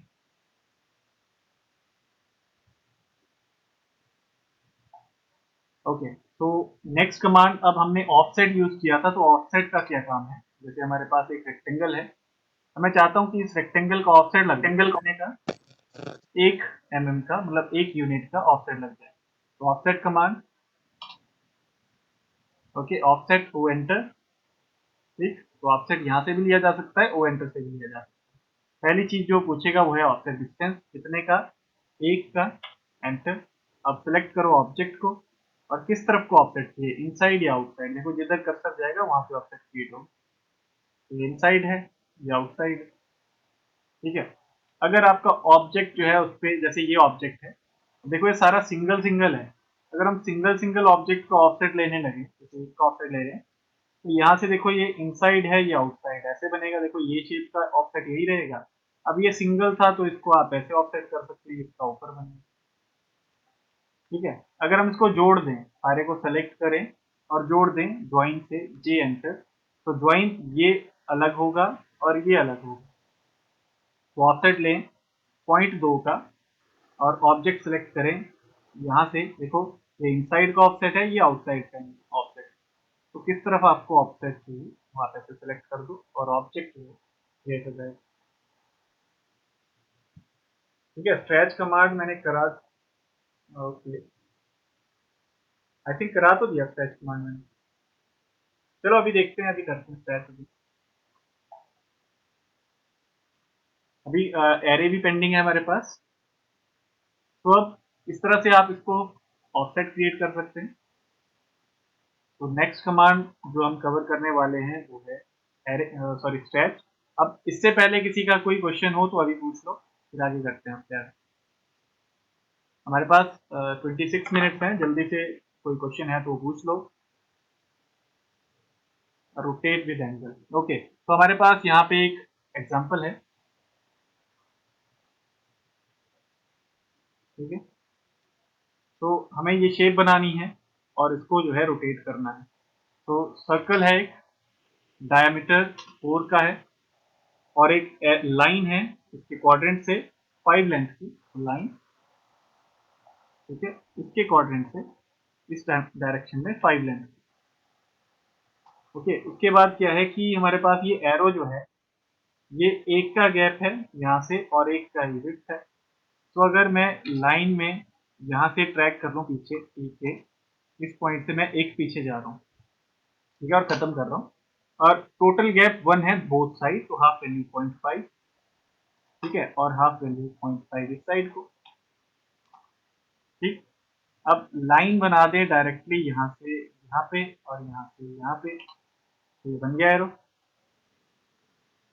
ठीक है, तो अब रोटेट कैसे करेंगे? तो सेलेक्ट ऑब्जेक्ट, ये आ गया यहाँ पे रोटेट। अब ये बेस पॉइंट पूछ रहा है, तो बेस जो है रोटेशन का ये होगा, यहीं से रोटेट कराना है, और तो ऑफ कर देते हैं एक बार, तो रोटेट देखो ऐसे होगा। अब जो पहला रोटेशन है उसका एंगल है 25 डिग्री। तो अब मुझे ये एरो भी चाहिए, यहाँ भी चाहिए, तो ऑप्शन है कॉपी। अब कितने डिग्री पे चाहिए? 25, बन गया ऑब्जेक्ट। अब जो नेक्स्ट है वो 40 डिग्री पे चाहिए, तो सेलेक्ट। अब इससे 40 है, अगर हम यहाँ से सेलेक्ट करें तो 40 प्लस 25 करना पड़ेगा। मैं इसको ले रहा हूँ, रोटेट बेस पॉइंट, और अगेन कॉपी, और यहाँ से 40 डिग्री। ठीक है, और उसके आगे फिर 45 डिग्री है, तो अगेन रोटेट ये बेस, यहाँ से लिया कॉपी और सिलेक्ट किया 45 डिग्री, ये बन गए। आप डिफाइन करो एंगल, तो मैं डायरेक्ट ले रहा हूँ एंगुलर, ऐसे एंगल आ जाएंगे। ठीक है, कमांड रिपीट करने के लिए आप स्पेस प्रेस करेंगे या एंटर प्रेस करेंगे तो कमांड रिपीट हो जाती है। ठीक, तो इस तरह से आप जो है इसको क्रिएट कर सकते हैं। ठीक, तो ये डिस्टेंस इज ऐसे शो, और ये डिस्टेंस ऐसे शो, ये बन गया। क्लियर है? Rotate, okay. तो इसके बाद कमांड आती है वो है स्क्रैच, कि अगर आपको किसी ऑब्जेक्ट को स्क्रैच करना है, ठीक है, जैसे हमारे पास एक शेप है रेक्टेंगुलर, उसका साइज है वो है 20 बाय 10 का, ठीक, यहाँ पे डायमेंशन शो करा देते हैं, ये 20 है और ये 10, ठीक है, आप देख सकते हैं ऐसे। मैं साइज इंक्रीज कर देता हूँ थोड़ा सा, 0.1 की जगह 0.3, ओके,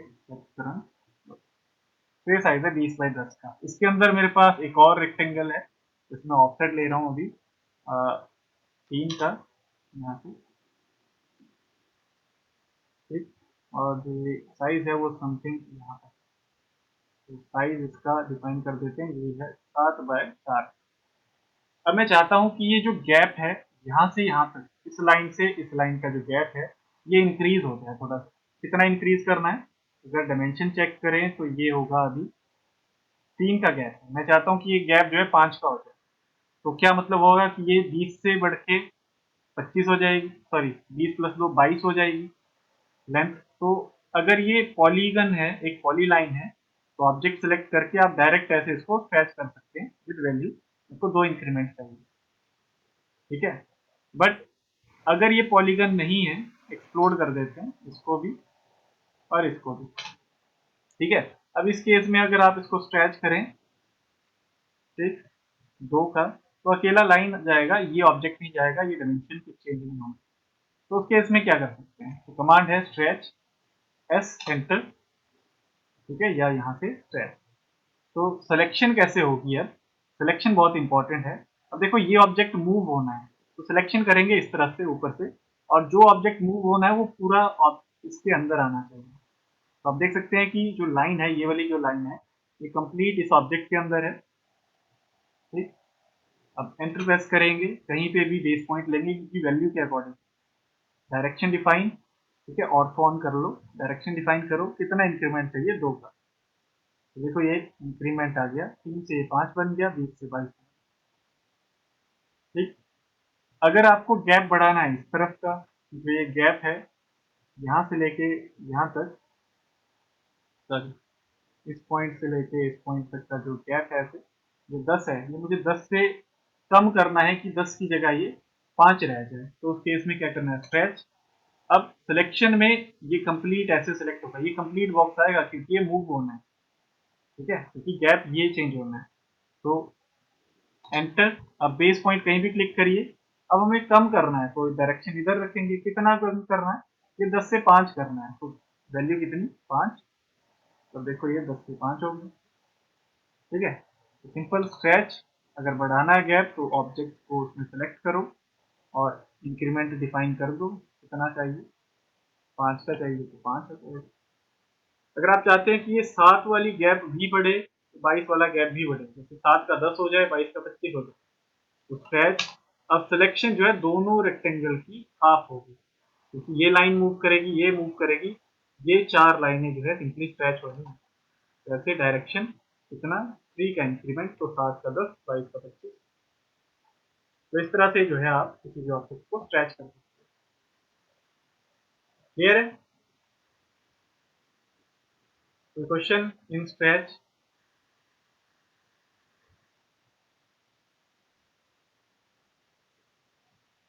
कुछ पूछना हो स्ट्रेच में तो अभी पूछ लो, फिर नेक्स्ट हम एरे पे अभी मूव करेंगे। ओके, तो एरे कमांड क्या है, बेसिकली अगर आपको किसी भी ऑब्जेक्ट के नंबर ऑफ आइटम्स क्रिएट करना है, नंबर ऑफ आइटम कैसे हो सकते हैं, एक तो है कि आपके पास सपोज कोई ऐसा ऑब्जेक्ट है जिसके चारों तरफ आपको बोल्ट्स क्रिएट करने हैं, नट एंड बोल्ट अप्लाई करने हैं, या कोई भी अदर शेप ऐसे क्रिएट करनी है, जैसे हमारे पास इसमें एग्जांपल है। तो पहला जो एग्जांपल होगा वो समथिंग ऐसा है,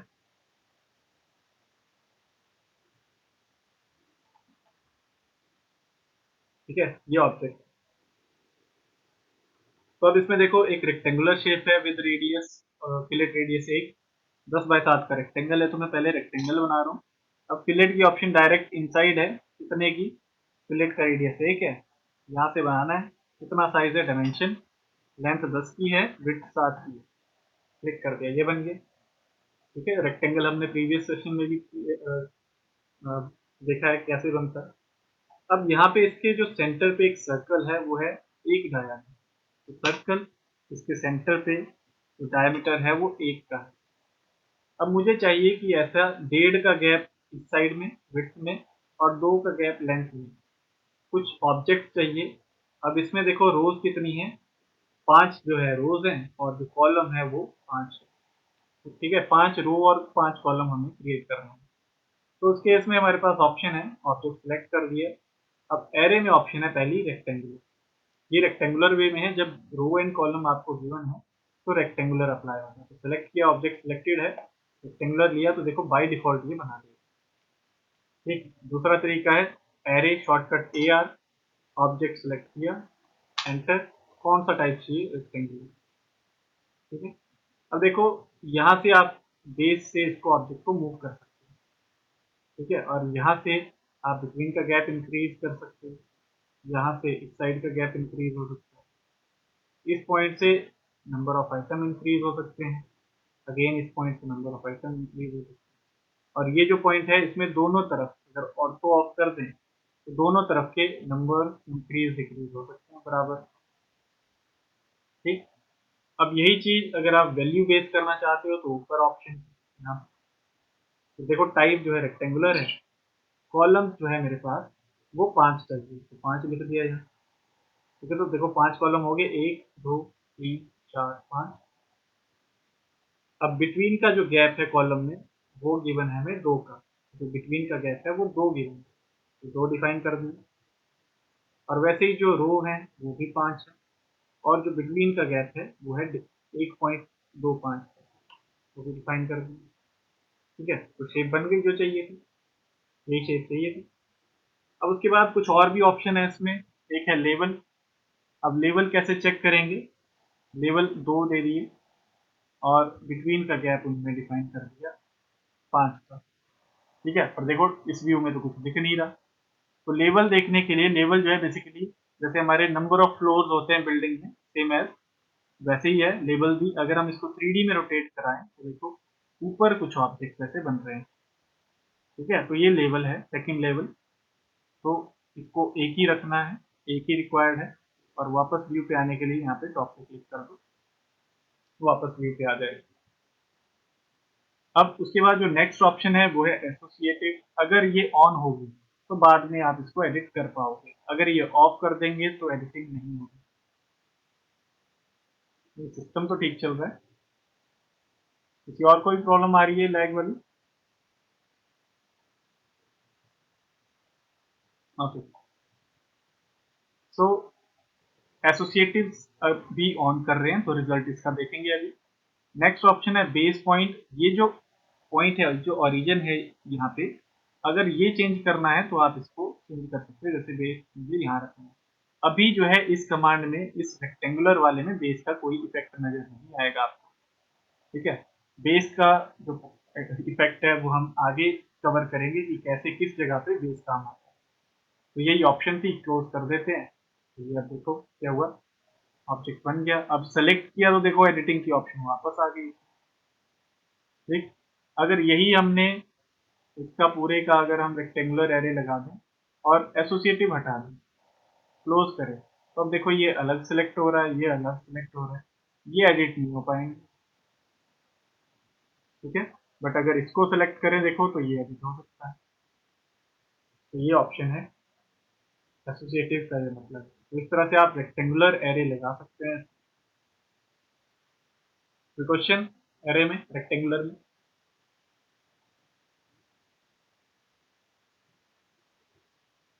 एनी क्वेश्चन? ओके, तो इसके बाद जो सेकंड टाइप है वो है पोलर, और उस सॉरी पाथ, बट उससे पहले हम पोलर कवर करने जा रहे हैं। तो पोलर एरे क्या है, तो जैसे हमारे पास एक एंटिटी है, ठीक है, उसको मुझे रोटेट करना है किसी एक्सिस के अलावा।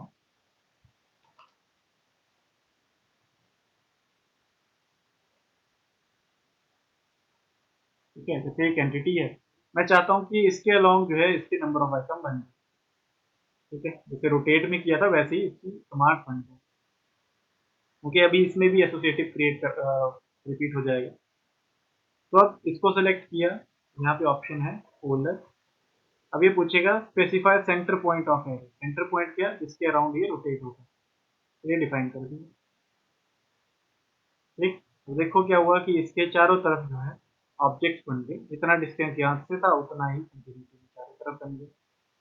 अब अगेन पॉइंट्स हैं, यहाँ से आप नंबर ऑफ ये बिटवीन का साइज घटा सकते हो, और जो लास्ट वाला पॉइंट आएगा उसके नंबर ऑफ आइटम बढ़ाए जा सकते हैं, घटाए जा सकते हैं। और अगर वैल्यू बेस करना है तो ऑप्शन यहाँ है। मेरे को बनाने हैं 6 नंबर ऑफ आइटम, और जो गैप रखना है मतलब कितने डिग्री तक बनाने हैं, जैसे 360 कर दें तो फुल सर्कल में बनेगा ऐसे। नंबर ऑफ आइटम यहाँ से बढ़ा देते हैं, 8 कर देते हैं, इस तरह से।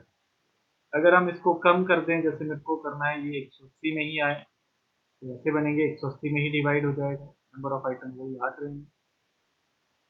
अगर आपको बिटवीन का गैप पता है कि एक ऑब्जेक्ट के बीच में 26 की जगह गैप जो है वो 30 डिग्री का है, तो उसके अकॉर्डिंग वो 8 ऑब्जेक्ट हैं तो 7 गैप बना के 7 इंटू 30 110 का गैप बन जाएगा।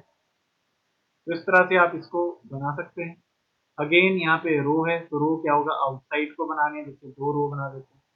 कितने का गैप है, एक की जगह मुझे गैप चाहिए ये 5 का। ठीक है, तो देखो आउटसाइड रो बन गई 5 के गैप पे। अगर एक और बना दें, 3 कर दो, जैसे देखो 3 बन जाएगी। देखो नंबर ऑफ रोज भी हो सकती है।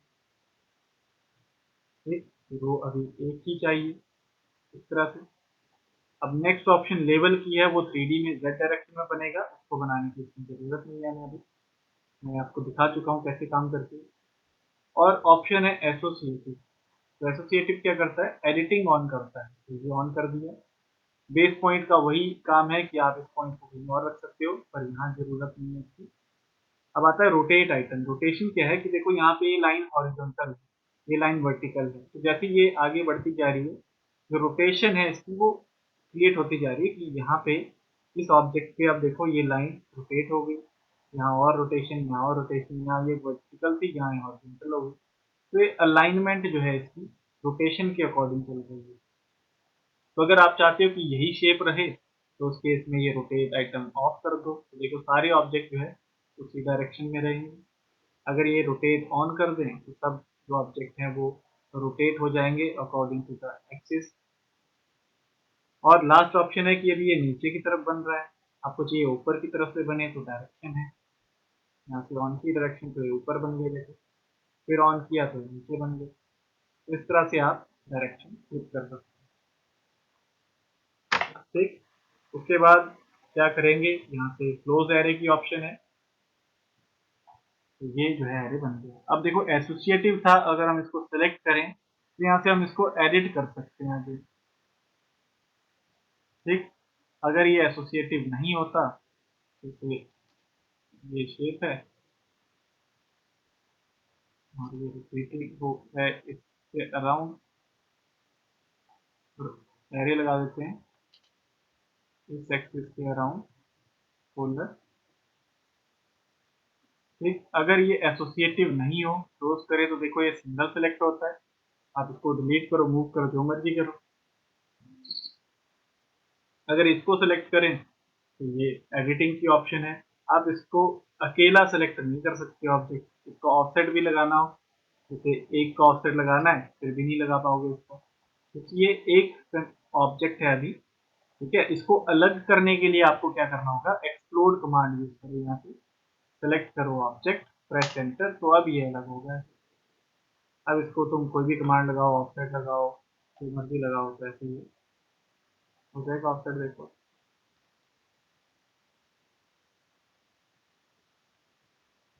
No, explode and associative command are different. ठीक है, एक्सप्लोड कमांड क्या कर रहा है, उसको सेपरेट कर रहा है, बट एसोसिएटिव क्या कर रहा है, उसको एक ग्रुप बना के रख रहा है। बेसिकली एसोसिएटिव का मतलब है, एसोसिएशन का मतलब क्या होता है कि उसमें एडिटिंग इनेबल होती है, या आप वापस उसको एडिट कर पाओगे, जैसे रोज एंड कॉलम।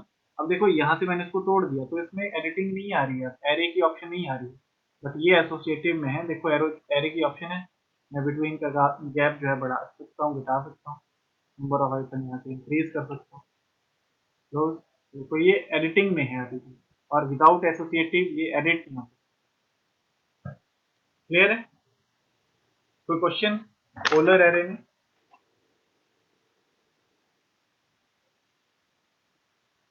ओके, तो लास्ट जो इसमें ऑप्शन है वो है पाथ एरे, कि अगर आप कोई ऑब्जेक्ट पाथ के अलॉन्ग बनाना चाहते हो, ठीक है, जैसे एक रेक्टेंगुलर शेप है, मैं चाहता हूँ कि एक पाथ को फॉलो करे, तो पाथ जो है मैं पॉली लाइन बना रहा हूँ, लाइन नहीं बना रहा।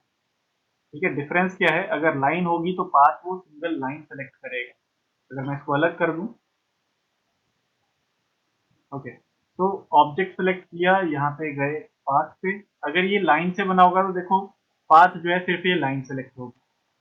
ठीक है, अगर इसको पॉलीलाइन रखोगे, ज्वाइन कर दिया, पॉलीलाइन बन गई। अब इसमें अगर हम पाथ एरे लगाएं, इसको सेलेक्ट करें, तो ऑब्जेक्ट जो है कंप्लीट पाथ को सेलेक्ट करें। क्लियर? अब सपोज जैसे मेरे पास इसमें आगे आर्क भी है ऐसे, ठीक है, तो ये एरे जो है इस पे लगा रहे हैं, ओके, ज्वाइन भी किया, अब एरे लगा रहे हैं इसके ऊपर। तो देखो क्या हो रहा है, जैसे ही एरे लगाया, अब इसमें जो शेप है उसको ये फॉलो करेगा। अब आइटम में देखेंगे तो यहाँ पे सिर्फ बिटवीन का गैप आ रहा है कि बीच में कितना गैप होगा, मैं गैप जो है 2 डिफाइन कर देता हूँ, तो नंबर ऑफ आइटम बढ़ जाएंगे। ठीक है, ये क्या करेगा, अब इसमें मेथड है दो, एक है मेजर, ये लाइन की लेंथ, सॉरी, ये क्या करेगा, बिटवीन का गैप, फर्स्ट ऑब्जेक्ट से सेकंड ऑब्जेक्ट का गैप डिफाइन करेगा, और जब तक लास्ट पॉइंट नहीं आता तब तक ऑब्जेक्ट क्रिएट करता जाएगा उतने पर्टिकुलर गैप के ऊपर।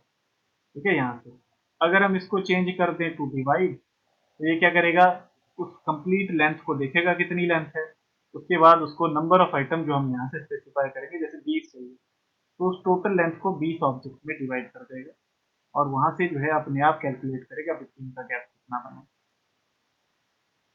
ठीक है, तो दो तरीके हैं, या तो आप यहाँ से डिवाइड लो तो नंबर ऑफ आइटम आएगा, अगर मेजर लोगे तो बिटवीन का गैप आएगा, जो भी चाहिए वो यहाँ से स्पेसिफाई करते हैं।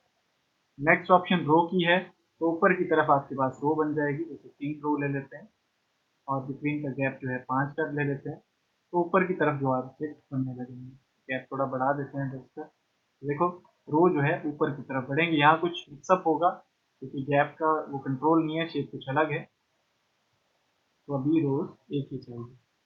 ठीक, नेक्स्ट ऑप्शन लेवल की है, हम पहले भी कर चुके हैं, वही सिमिलर जेड डायरेक्शन में बनेगा। अब अगेन एसोसिएटिव है, एडिटिंग चाहिए तो एसोसिएटिव। अब बेस पॉइंट का इफेक्ट यहाँ नजर आएगा, अब देखो ऑब्जेक्ट जो है कुछ गैप पे है यहाँ, अगर आप चाहते हो ये ऑब्जेक्ट इसके साथ जुड़े रहें, उसके लिए बेस पॉइंट, अब बेस पॉइंट ये था, अभी बेस पॉइंट मैं यहाँ कर देता हूँ, तो देखो सारे ऑब्जेक्ट जो है मूव हो जाएंगे। ठीक, तो ये बेस पॉइंट का इफेक्ट है। अब नेक्स्ट डायरेक्शन का है, अभी ये फ्लैट है, डायरेक्शन चेंज करनी है तो यहाँ से कोई भी डायरेक्शन सेलेक्ट कर दो, उसके अकॉर्डिंग बनेगा, इधर कर दूँ तो इसके अकॉर्डिंग। ठीक है, तो जो भी आप डायरेक्शन लोगे उसके अकॉर्डिंग बनेगा, जैसे मैं यहाँ से यहाँ सेलेक्ट कर दूँ तो इसी डायरेक्शन में रहेगा ये ऑब्जेक्ट। ठीक, नेक्स्ट ऑप्शन ये हम कर चुके हैं, उसके बाद अलाइनमेंट है, तो जैसे ये फ्लैट है यहाँ पे, वैसे शेप चेंज हुई पाथ की, ऑब्जेक्ट की शेप भी चेंज होगी, तो अगर अलाइनमेंट हटा दे तो सभी फ्लैट रहेंगे। ठीक है, यहाँ से, और यहाँ देखो इफेक्ट ये पीछे की तरफ आने लगा, तो अलाइनमेंट रहेगा तो सभी ऑब्जेक्ट उस ऑब्जेक्ट के आउटसाइड ही रहेंगे, सिंगल साइड ही रहेंगे, अगर अलाइनमेंट ऑफ होगा तो उसको क्रॉस कर सकते हैं, तो अलाइनमेंट उसके अकॉर्डिंग। ठीक, और जो z डायरेक्शन है ये काम आती है 3D में, इसमें एक 3D पाथ की रिक्वायरमेंट होती है, तो हम अगर जैसे इस सेशन में हमारे पास 3D नहीं है, तो अगर कोई सेशन आप ऐसा ज्वाइन करते हो जिसमें 3D यूज हो, तो वहाँ पे हम एक 3D कर्व बना के उसके ऊपर ये अप्लाई करके देख सकते हैं कि कैसे 3D का z डायरेक्शन का यूज होता है। ठीक, तो अगर क्लोज करें तो ये हमारे पास पाथ एरे है, पाथ को फॉलो कर रहा है। ठीक है, क्लियर? किसी का कोई क्वेश्चन हो पाथ एरे में वो भी पूछ सकते हैं। हमारे पास most of the command cover हो गई है, जिससे कमांड पेंडिंग है वो चैम्फर की है, वो मैं अभी कवर करा देता हूँ। ओके, तो अब चैम्फर क्या है, जैसे हमने फिलेट लगाई वैसे ही चैम्फर भी है। ठीक है, मैं एक रेक्टेंगल इसमें क्रिएट कर रहा हूँ 20 बाय 10 का, इस तरह से। अब शार्प एज है, यहाँ पे ब्रेक करना है तो या तो राउंड हो सकता है या तो फ्लैट कट हो सकता है, तो राउंड एज फिलेट होता है, तो फ्लैट एज हमारे पास चैम्फर होता है। चैम्फर में क्या होता है कि बेसिकली यहाँ से एक लाइन बन जाएगी ऐसे। दो तरीके हैं, या तो यहाँ से यहाँ और यहाँ से यहाँ दो गैप डिफाइन कर दो, या तो यहाँ से यहाँ एक गैप और यहाँ से यहाँ एक एंगल डिफाइन कर दो। दो मेथड होते हैं, डिस्टेंस और एंगल। तो कौन सी ऑप्शन आपको चाहिए? तो यहाँ पे फिलेट के नीचे जो है चैम्फर है, शॉर्टकट है CHA, एंटर। तो अब दो मेथड हैं, देखो मेथड में जाएं, दो ऑप्शन है, या तो डिस्टेंस या एंगल। तो पहला ऑप्शन डिस्टेंस। डिस्टेंस में कितनी वैल्यू डिफाइन करनी है, वो डिफाइन यहाँ से होगी। मेरे को चाहिए डिस्टेंस एक साइड 3 का, एक साइड 2। तो अब पहले मैंने 3 डिफाइन किया है, तो पहली लाइन जो है 3 डिस्टेंस वाली सेलेक्ट होगी। दूसरा मैंने 2 डिफाइन किया, तो दूसरी लाइन 2 डिस्टेंस वाली सेलेक्ट। चेक करें डायमेंशन, यहाँ से ये 3 है, यहाँ से ये 2 है। ठीक, तो क्या किया, चैम्फर डिस्टेंस पे गए, इसमें इक्वल रखना चाहता हूँ 2 बाय 2। तो इस केस में आप पहले जो मर्जी सिलेक्ट करो, बाद में जो मर्जी सिलेक्ट करो। तो डिस्टेंस है वो वैसे डिफाइन होगा। ठीक है, बोथ साइड ये इधर भी 2 रहेगा, इधर भी 2 रहेगा। ठीक, अगर आपको डिफरेंट डिस्टेंस चाहिए तो आप देख सकते हो कि इधर ये 3 होगा, इधर ये 2 होगा, जो भी आपको चाहिए उसके अकॉर्डिंग बना सकते हो। ठीक, नेक्स्ट ऑप्शन क्या है कि अगर आपको एक वैल्यू गिवन है, कि सपोज ये वैल्यू 2 की है और जो एंगल है उसके साथ, एंगल कौन सा, ये वाला जो एंगल है ये भी गिवन है, तो उस केस में आप यूज कर सकते हो टाइप चेंज करने एंगल। तो एंगल में आपको ये एक फर्स्ट वैल्यू पूछेगा, मैं 2 की लेंथ ले रहा हूँ, और एंगल पूछेगा, मैं 60 डिग्री एंगल ले रहा हूँ। तो अब 2 की लेंथ किस तरफ है, ये 60 डिग्री एंगल किधर है, इस तरफ। डायमेंशन चेक करेंगे। ठीक है, लाइन सेलेक्ट की, ये हॉरिजॉन्टल में 2 का गैप, ये लाइन सेलेक्ट करके ये लाइन सेलेक्ट की, तो ये जो गैप है ये 60 डिग्री का इस तरह से। ठीक, अगर गैप जो एंगल है वो 45 डिग्री का है चैम्फर में, सॉरी, एंगल जो है वो 2 बाय 45 है, तो भी आप वैसे ही बना सकते हो। ठीक है, 45 डिग्री में क्या होता है कि बोथ द लाइन जो है वो साइज इक्वल हो जाता है। अगर आप साइज चेक करें तो इधर भी 2 रहेगा, इधर भी 2 रहेगा। ठीक है, और एंगल चेक करें तो यहाँ से यहाँ ये ऐसे 45 डिग्री ही रहेगा। ठीक, तो चैम्फर और फिलेट जो है सिंपली यूज होते हैं टू ब्रेक द एज, किसी भी एज को ब्रेक करना है। और इसमें एक में रेडियस यूज होता है, एक में हमारे पास वैल्यूज यूज होती है। तो अभी इसके साथ ही असाइनमेंट हम दिखा देते हैं, बट किसी का अगर कोई क्वेश्चन है तो पूछ लीजिए। और इसके साथ हमारा ये सेशन कंप्लीट हो गया है आज तक। कोई भी क्वेश्चन हो अभी पूछ लीजिए। ओके, ठीक है, तो असाइनमेंट अब हमारे पास है ओके। ओके, तो अब आपके पास देखो ड्राइंग है जो थोड़ी सी डिफिकल्ट है, तो हमने किया उससे कमांड वही यूज हुई हैं। ये हमारे पास शेप है, वैल्यूज गिवन है, देखो 2 सर्कल हैं, बिटवीन का गैप 7 है, तो एक सर्कल बना के उसको कॉपी कर दो 7 के गैप से। सेकंड, 2 सर्कल हैं यहाँ पे, बिटवीन का गैप 5 पे है, और यहाँ से यहाँ पे गैप लीनियर गैप है 4.5, सॉरी 4.2 का। ठीक है, तो देखो क्या किया, एक सर्कल बना दिया यहाँ, इसको कॉपी कर दिया, 7 इधर, ये बन जाएगा। अब ये सर्कल जो है रेडियस अंदर वाले का डायमीटर गिवन है वो 1 है, रेडियस गिवन है वो 1 है, तो ऑब्वियस है कि रेडियस इसका होगा और डायमीटर इसका होगा। तो 2 सर्कल ये बना लो, कॉपी कर लो, दोनों इधर बन जाएंगे। अब इन दोनों को कॉपी कर लो, ट्रैक कमांड यूज करो, यहाँ से जाओ 4.2 नीचे, और यहाँ से आगे कितना जाना है वो वैल्यू आपको कैलकुलेट करनी होगी। वो कैसे, अगर हाफ से देखें, तो ये हमारे पास हाफ लाइन है, तो 5 का हाफ ये यहाँ से हो गया 2.5, और यहाँ से हाफ ये हो गया 3.5। तो अगर ये 2.5 है, ये 3.5 है, तो ये गैप कितना हुआ, 1 का। तो यहाँ से 4.2 नीचे आए, 1 इधर आए, तो सर्कल जो है यहाँ पे पेस्ट कर दो बेसिकली कॉपी कमांड से, और इन्हीं 2 सर्कल को कॉपी कर दो आगे 5 पे, तो ये 2 भी बन जाएगा। ठीक, तो इतना बनाने के बाद अब आपको क्या करना है, 4 आपके पास सर्कल बन गए, फर्स्ट ये, लेकिन ये आउटर मैं डायरेक्ट बात कर रहा हूँ। ठीक है, इंटरनल तो बने हुए हैं। अब इसके बाद आपको लेना है सर्कल। देखो रेडियस गिवन है 8 का इसका, और ये जो रेडियस है मतलब ये जो सर्कल है ये इस पे टेंजेंट है, इस पे टेंजेंट है, और रेडियस गिवन है। तो ऑप्शन टेंजेंट टेंजेंट रेडियस ये लगा दी। सेंटर जो है नीचे रखना। जब सिलेक्शन करोगे तो कहीं सेकंड क्वाड्रेंट में सिलेक्ट करना और इसको फर्स्ट क्वाड्रेंट में सिलेक्ट करना।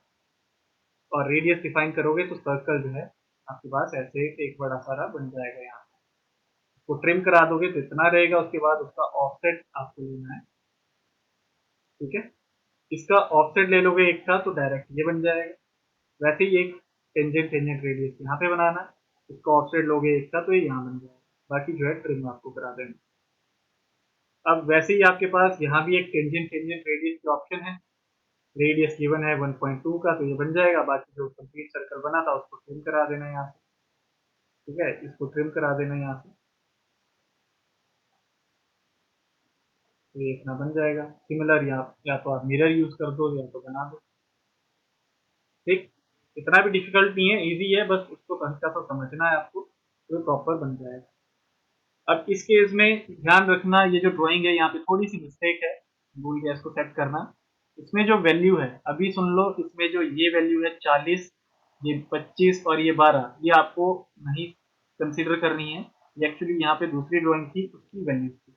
ये 40, 25 और 12 ये आपको डायमेंशन नहीं लेनी है। इसको नेक्स्ट असाइनमेंट में अभी ठीक कर देता हूँ, पर आपके लिए ये आपको इसको कंसीडर नहीं करनी है। ये ना तो ये 40, ना ये 25, ना ये 12 की, आपको सिर्फ बाकी की वैल्यूज यूज करनी है। तो ये सिंपल एक बना के उसका ऑफसेट आपको लेना है।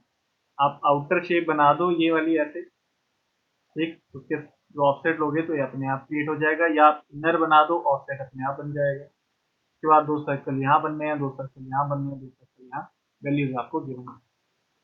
उसके बाद ये एक शेप बना के उसको स्केल करना है आपको सिंपली, ठीक है। यहाँ पे एक का गैप है, यहाँ पे 0.75 का है, तो आप स्केल फैक्टर कैलकुलेट कर लो और ये बन जाएगा।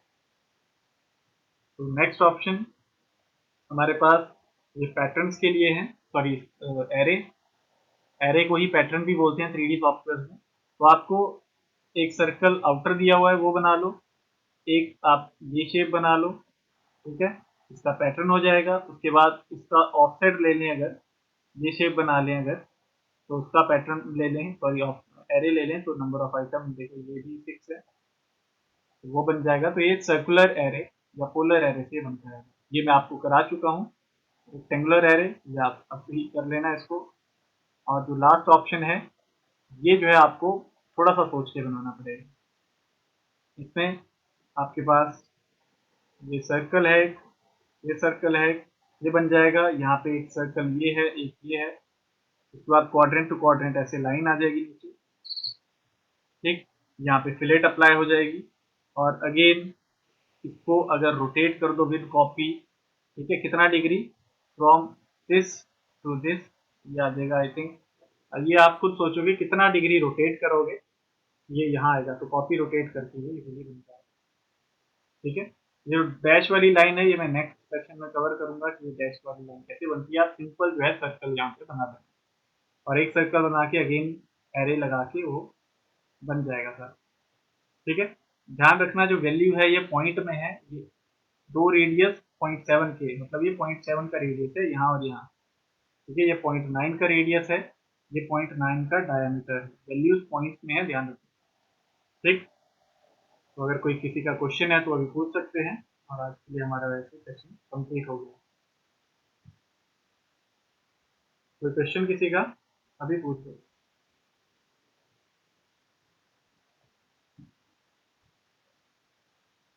देखो अगर कंप्यूटर नहीं है तो उस केस में हमारे पास कोई ऑप्शन नहीं है कि हम आपको कैसे असाइनमेंट करवाएं। एटलीस्ट आपके पास सिस्टम होना जरूरी है ताकि आप प्रैक्टिस कर पाए, क्योंकि बिना प्रैक्टिस के आप इसमें क्या कर सकते हैं। हाँ, अगर आप अटेंड करना चाहते हैं तो आप अटेंड कर सकते हैं, बट बिना कंप्यूटर के हमारे पास कोई इसका मतलब सॉल्यूशन नहीं है। ओके, तो अभी लेफ्ट नहीं करना है किसी ने भी, मैंने अभी अटेंडेंस जो है इसमें मार्क कर ली है, ठीक है। जो भी प्रेजेंट रहेंगे जिनकी अटेंडेंस मार्क होगी उनको ही सर्टिफिकेट मिलेगा, ध्यान रखना, ठीक। तो 2 मिनट के लिए अभी कोई लेफ्ट नहीं करेगा।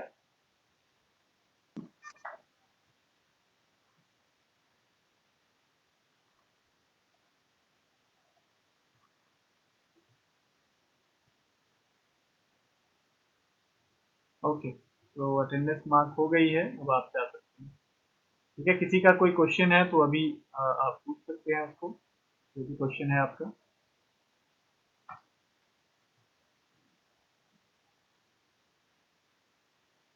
ओके, अगर कोई भी डाउट होगा तो नेक्स्ट सेशन में वो कवर करेंगे, नेक्स्ट 15 टू 30 मिनट हम उसमें कवर करेंगे। Timing is I think 8:30 to 10:30 है। मुझे थोड़ा सा अभी कंफ्यूजन है, शायद 10 था या 10:30 था, आई थिंक 10:30 है। आपको उसमें ग्रुप में मेंशन होगी, बिकॉज थोड़ा सा डाउट सेशन में टाइम ज़्यादा लग गया, तो इसलिए मैं थोड़ा सा, और सारे जो टूल्स हैं वो मैंने डीपली कवर किए हैं, तो इसलिए टाइम थोड़ा ज़्यादा लग रहा है। ठीक, तो नेक्स्ट सेशन में इतना ज़्यादा टाइम नहीं लगने वाला है, नेक्स्ट थोड़ा जल्दी हो जाएगा। अगर कोई भी क्वेश्चन है अभी तो पूछ लो, नहीं तो नेक्स्ट सेशन में आप पूछ सकते हैं, और कोई भी अगर प्रॉब्लम आए तो आप ग्रुप में मैसेज कर सकते हैं। ठीक, ओके, थैंक यू।